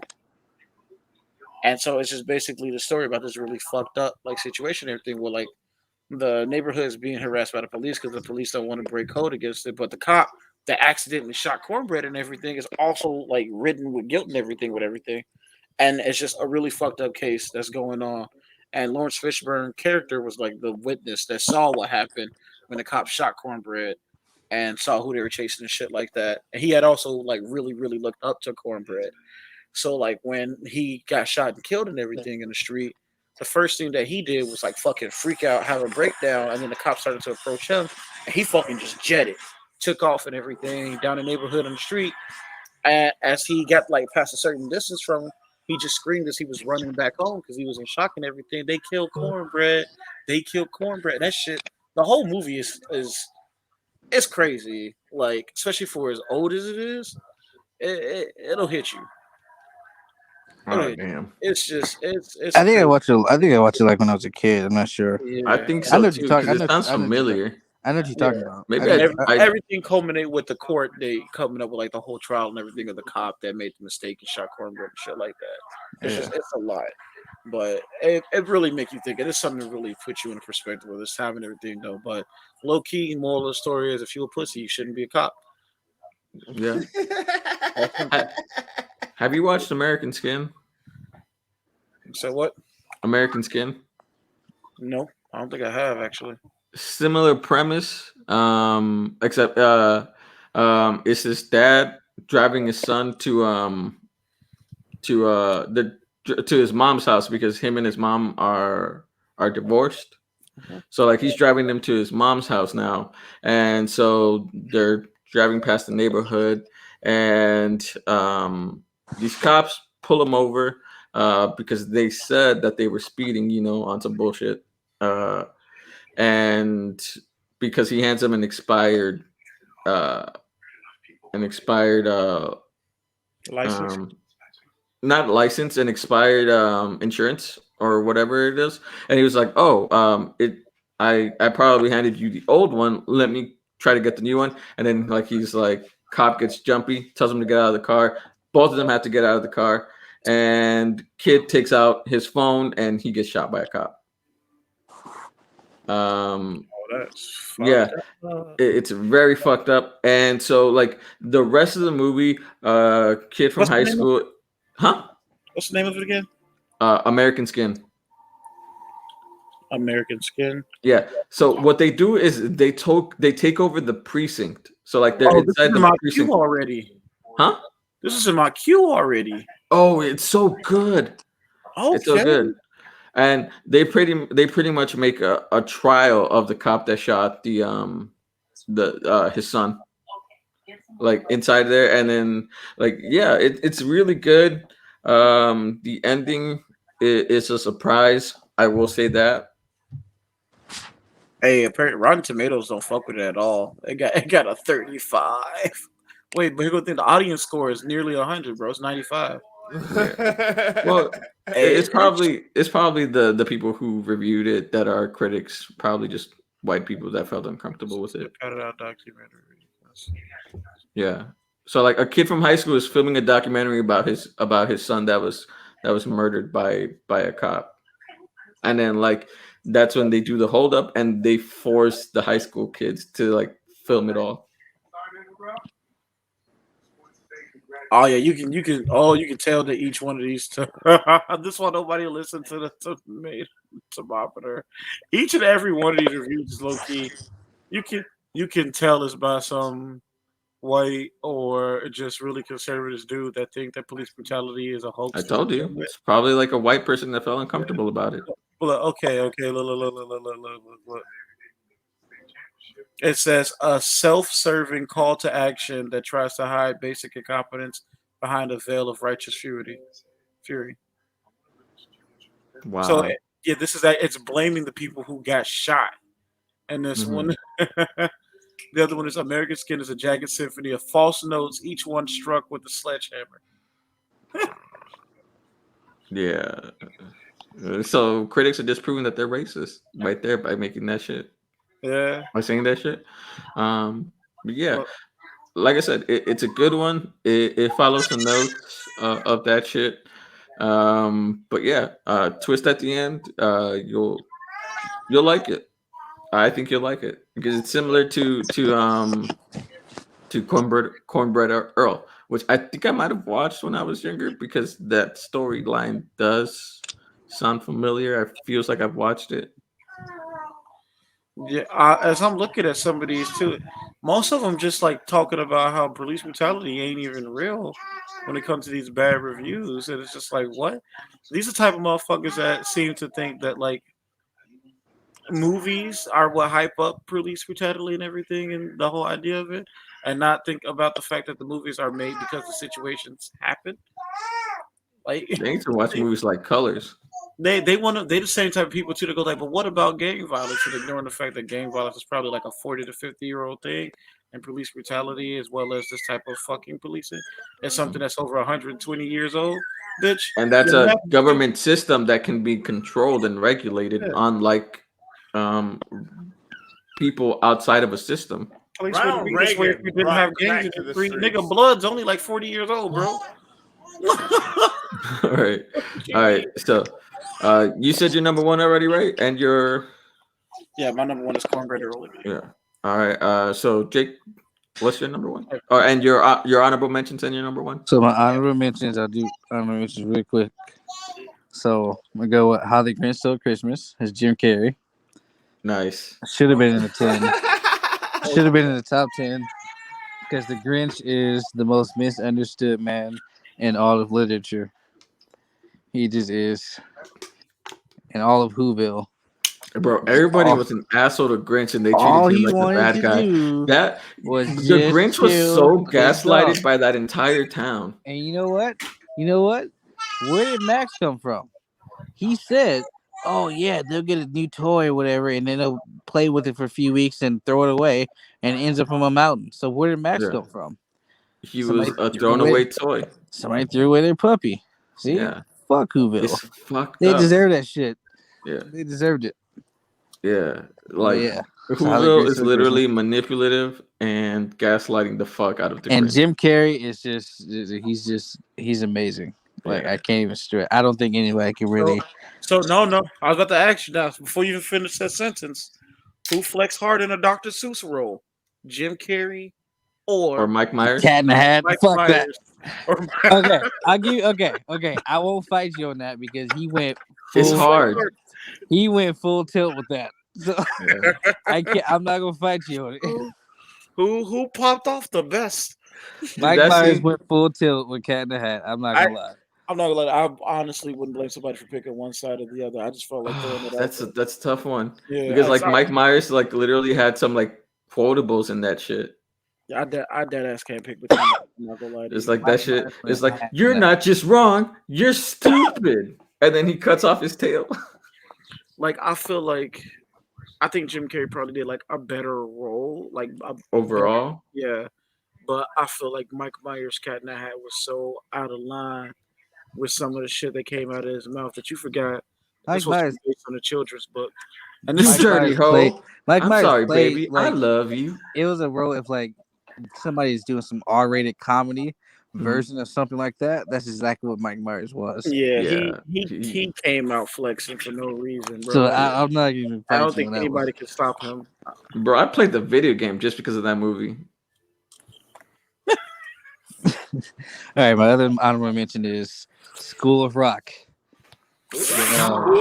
Fuck. Jack Black. Oh, I'm so mad I don't have a Jack Black film in my top Jack 10. Black, young Miranda Cosgrove.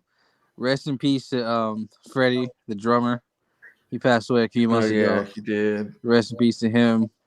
But that movie is fire. I can watch that over and over and over again. I love it. It's so good. It's like I like it. Mike White, he wrote it, I think, didn't he?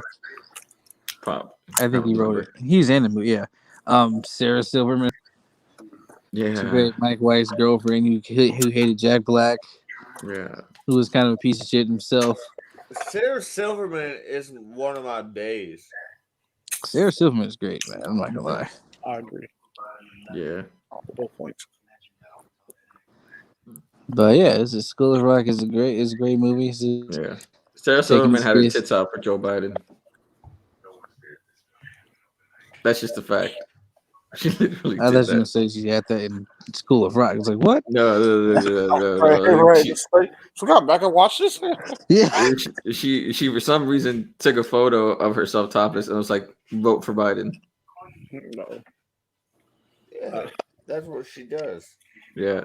But yeah, School of Rock, guys. It's an amazing movie. Oh man, it's so good. I have a whole list of like honorable mentions, but I picked two of them. All right. So what's your number one though?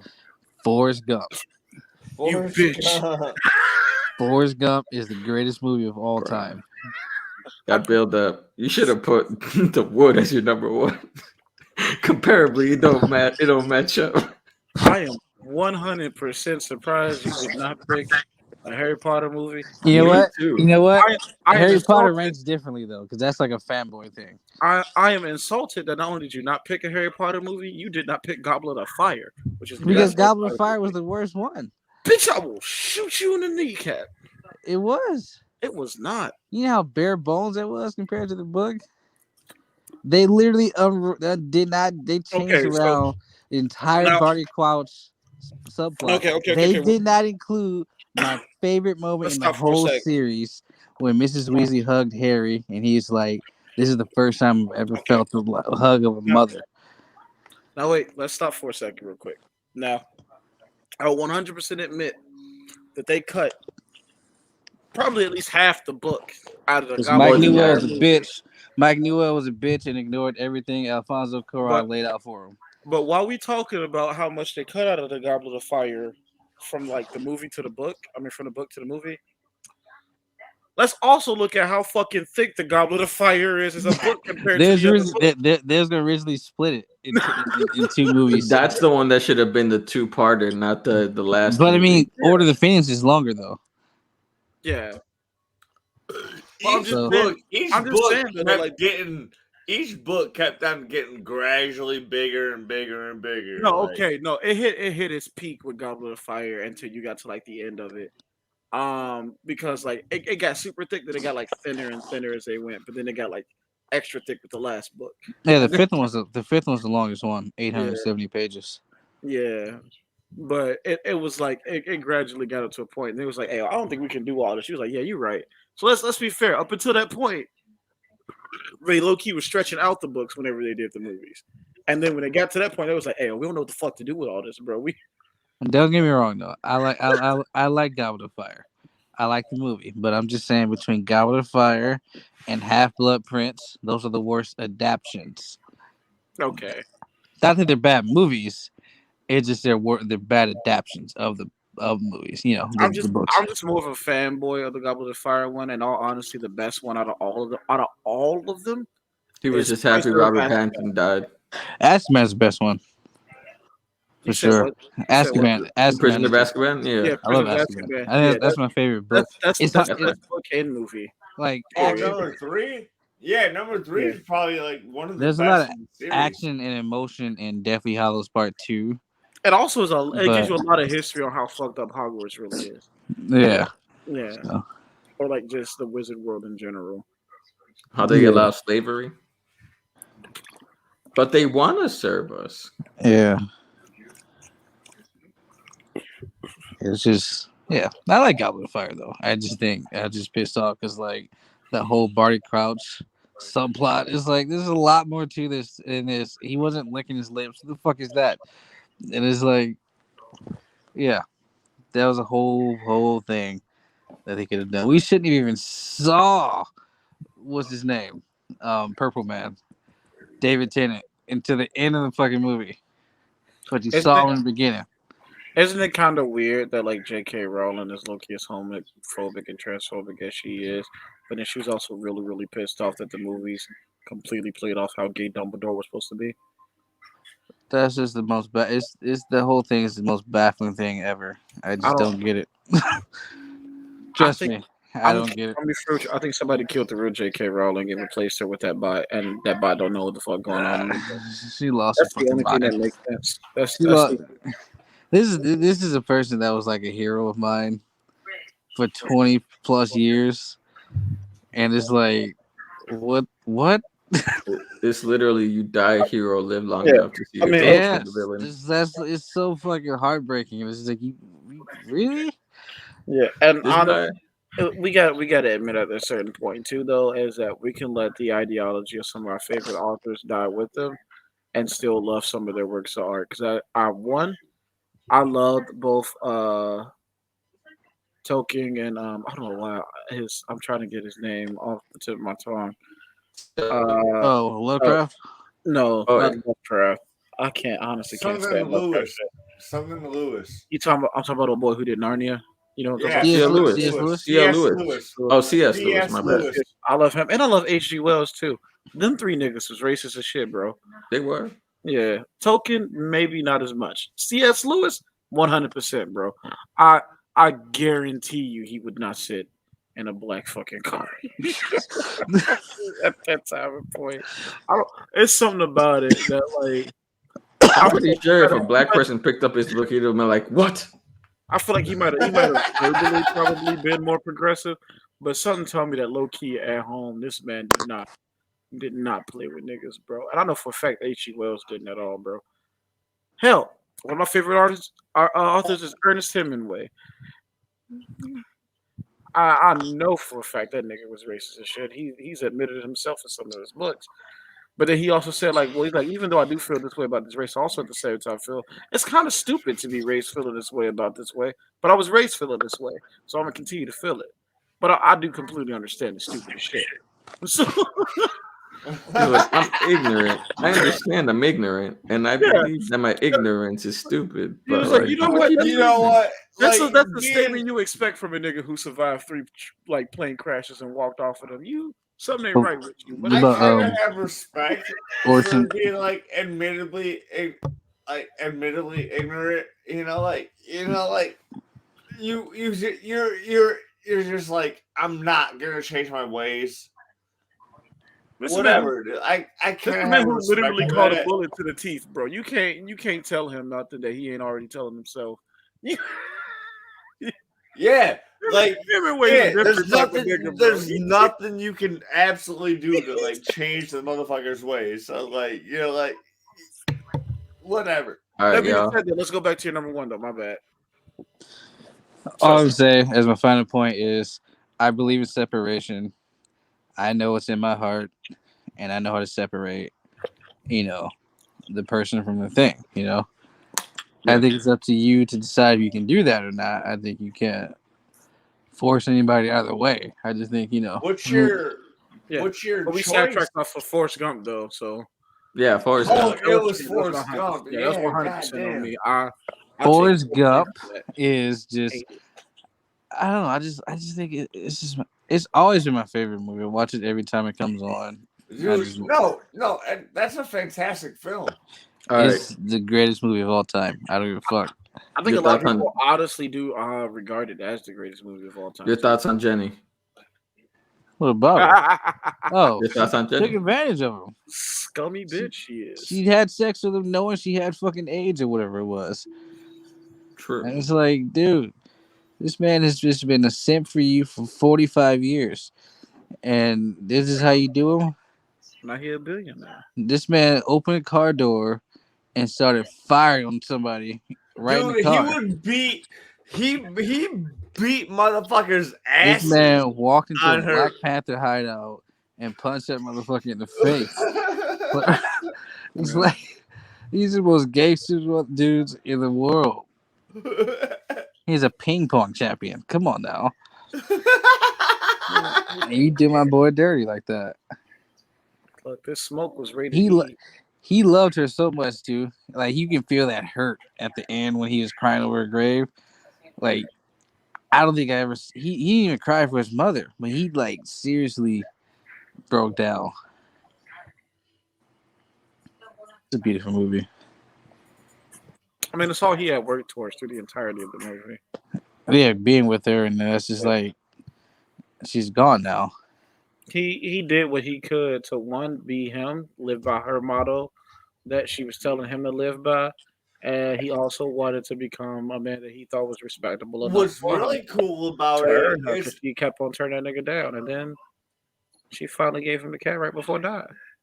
well, But she also I guess she kind of was self aware. Like she knew that how he felt, and I think she felt bad about it. It's like how Daenerys knew Jorah was like in love with her, but she's like, "Damn, sorry, bro." And she felt bad. It's kind of like that situation. Like Yeah, she I ain't just, gonna lie for you. Jorah was pumping too hard over her, bro. what's no, you know what? I don't have any Jorah sympathy for deserved Jorah. better. I don't have any sympathy for Jorah because he was 16 when he first fell in love with her. what's Like, if you don't really get the cool fuck about over it? this, That's Hold fine. on. if What's you don't get really the fuck over this 16-year-old girl, bro, you're I- 45 years old. You're right. Yeah, I What's have really- no. I don't care if she ended up 23. She was 16 when he first met her. He was at least 42. Hell no. You're right. You're right. Get your ass You're out right. of here. Jorah deserved that L. You're right. What's really I'm just saying. cool about this movie? I think It portrays autism before people even knew what really what autism really was. Was that autism? yeah. Oh, dude, he was totally. They never autistic. named. They never named it. They never named it. They They never didn't said name it at exactly. that point, but it 100% was. Man, I'm friends with autistic people and they don't act like that. It was okay. So he was definitely deeper in the spectrum Okay. than a lot of people was. Like, so my oldest, he's also autistic, but he's very like high functioning and everything. He's very in a low end. Okay, spectrum and okay. everything. You wouldn't be able to tell until a certain thing set it off. And then you'd be like, oh, okay, I guess, that makes sense. And normally you just be like, what the fuck is he freaking out for? And then like you think about it, like, oh shit, that's right, sensitivity issues. So like he's that type of high functioning and everything where you wouldn't peep it off first. Yeah. That's what a lot of people don't understand. That it's a lot more people on the spectrum because it wasn't as diagnosed or even like as heavily worried about as Dude, it is now. especially back then, like Yeah. where the movie takes place, like the It was like your 1950. kid's It's like the retarded. 50s, right? Right. Yeah. Yeah. So like Oh, yeah. the more that people are learning about it and everything as they're going on, the more people feel like shit, or more people are noticing that they would have fit up in the realm of it and everything, or somewhere on the spectrum. I'll be 100% with you. I think at some point my father might have also sat on that spectrum, and he's starting to learn more about it as we're learning about my little brother, who's also on the very high end of the spectrum. So it's like it's a very constant thing and everything that's going on that you really don't realize about it until you start to look more into it, and you're like, shit. Autism is way more fucking common than like people give it credit for. And so when people like Nasir make them slight comments and everything else like that, it one make him seem ignorant and stupid, and two, it's just asking for him to get his ass beat because it's way closer to half of the fucking population than you would think it is. It's probably like a good quarter. And like as you learn more about it and everything, it's only getting bigger. So it's Because it's getting more regulated. It's getting more. Yeah. It's a spectrum. It's a gradient scale. It ain't like just like, well, shit, you're like, this level of fucked up and everything. So you're autistic now. So now we got to finally give you the label. No, you got to sit somewhere on a scale, and it's just you're somewhere in between and everything. I used to babysit a kid that like I used to babysit these two kids. One was like super on the scale, but he was like a super genius at the same time. Like he would like ace all of his fucking like homework and shit. Like I never had to school him on his homework and shit at all, dude. Like he already had that shit in the bag. But like the little sister, she wasn't on it at all. Like I had to like mentor her and fucking do all this shit. But like So like once they got all their shit done, like they could do whatever they wanted. And like once the one kid like got done with his homework, he was instantly on the Xbox, and he was like he played the shit out of Jack and Daxter. Like awesome game. And like he would incorporate the characters, like he saw me as an influence in his life, so he's like, Timon, you're Jack, you're Jack, I'm Daxter, and I'm like, all right.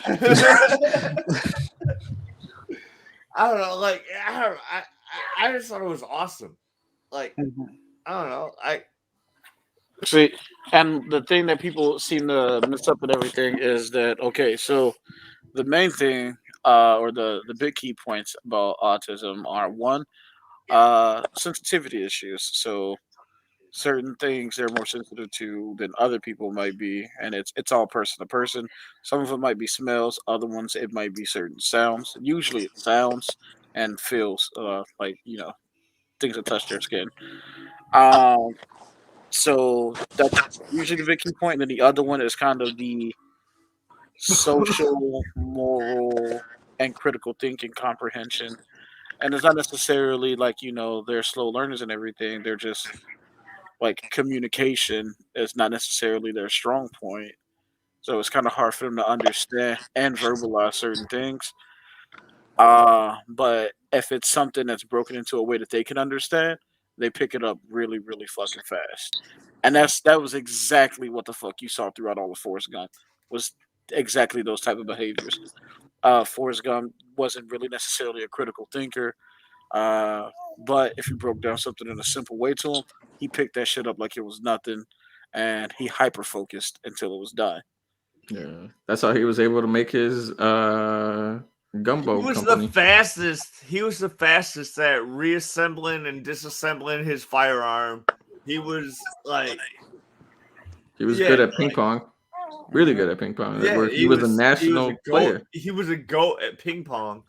But like everything that he done, like everything he did, they're like it was a simple task to him because it was explained to him simply to a point where he could understand it.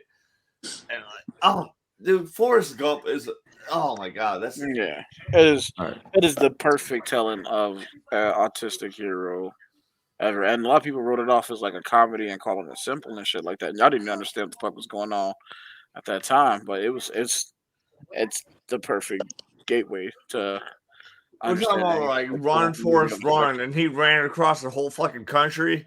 He was like, I don't know, I just ran. He also taught Elvis how to do his little shimmy thing. Ugh. Yeah, yeah, because Elvis stayed in his house, their house, Yeah. and he kind of stole his walk Yeah, from him. yeah, He like yeah. indirectly influenced a He bunch of had different events. he had just as much of an influence on history as Marty McFly did. No, there's a difference. Marty McFly whitewashed history.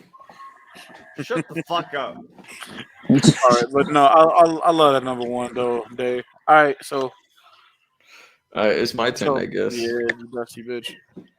You dirty hoe.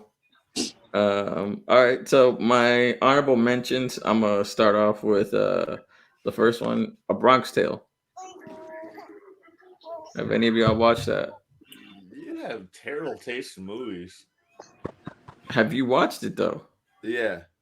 So how can you say it's terrible? Wait, so what'd you say was your pick? A Bronx Tale. You Bronx say Tale for honorable mention. you I'm say she sorry. has terrible Said taste a in what? movies. The Bronx Tale. That's your number one? No, that's my honorable mention. Oh, That's my first honorable mention. okay. All right, I'll let it pass. It's literally honorable mentions are below 10. So like, Okay, what y'all okay. doing? Now, what's your next one? All right. My next one is Brokeback Mountain. It's honestly when I finally watched it and everything, I was That's like, a good movie. It's a That really this good is actually film. is a way good better than I movie. gave it credit Like, for. it's Jake Gyllenhaal and Heath Ledger. Like That it was. actually is a really I good movie. honestly, I never It's took not it bad. serious because It's not bad. It's kind of boring at times. It's not. it is, but It they can be. really flexed their acting skills though They through it did. because Yeah. when it first came out and everything, we first said mature children when the shit first dropped, Yeah. and homophobia wasn't crazy then too, so it was Mhm. double funny that it was Yeah. that big cowboy movie and shit like that. But now watching it as adults, No, it's actually a really good movie. It's actually a really good movie.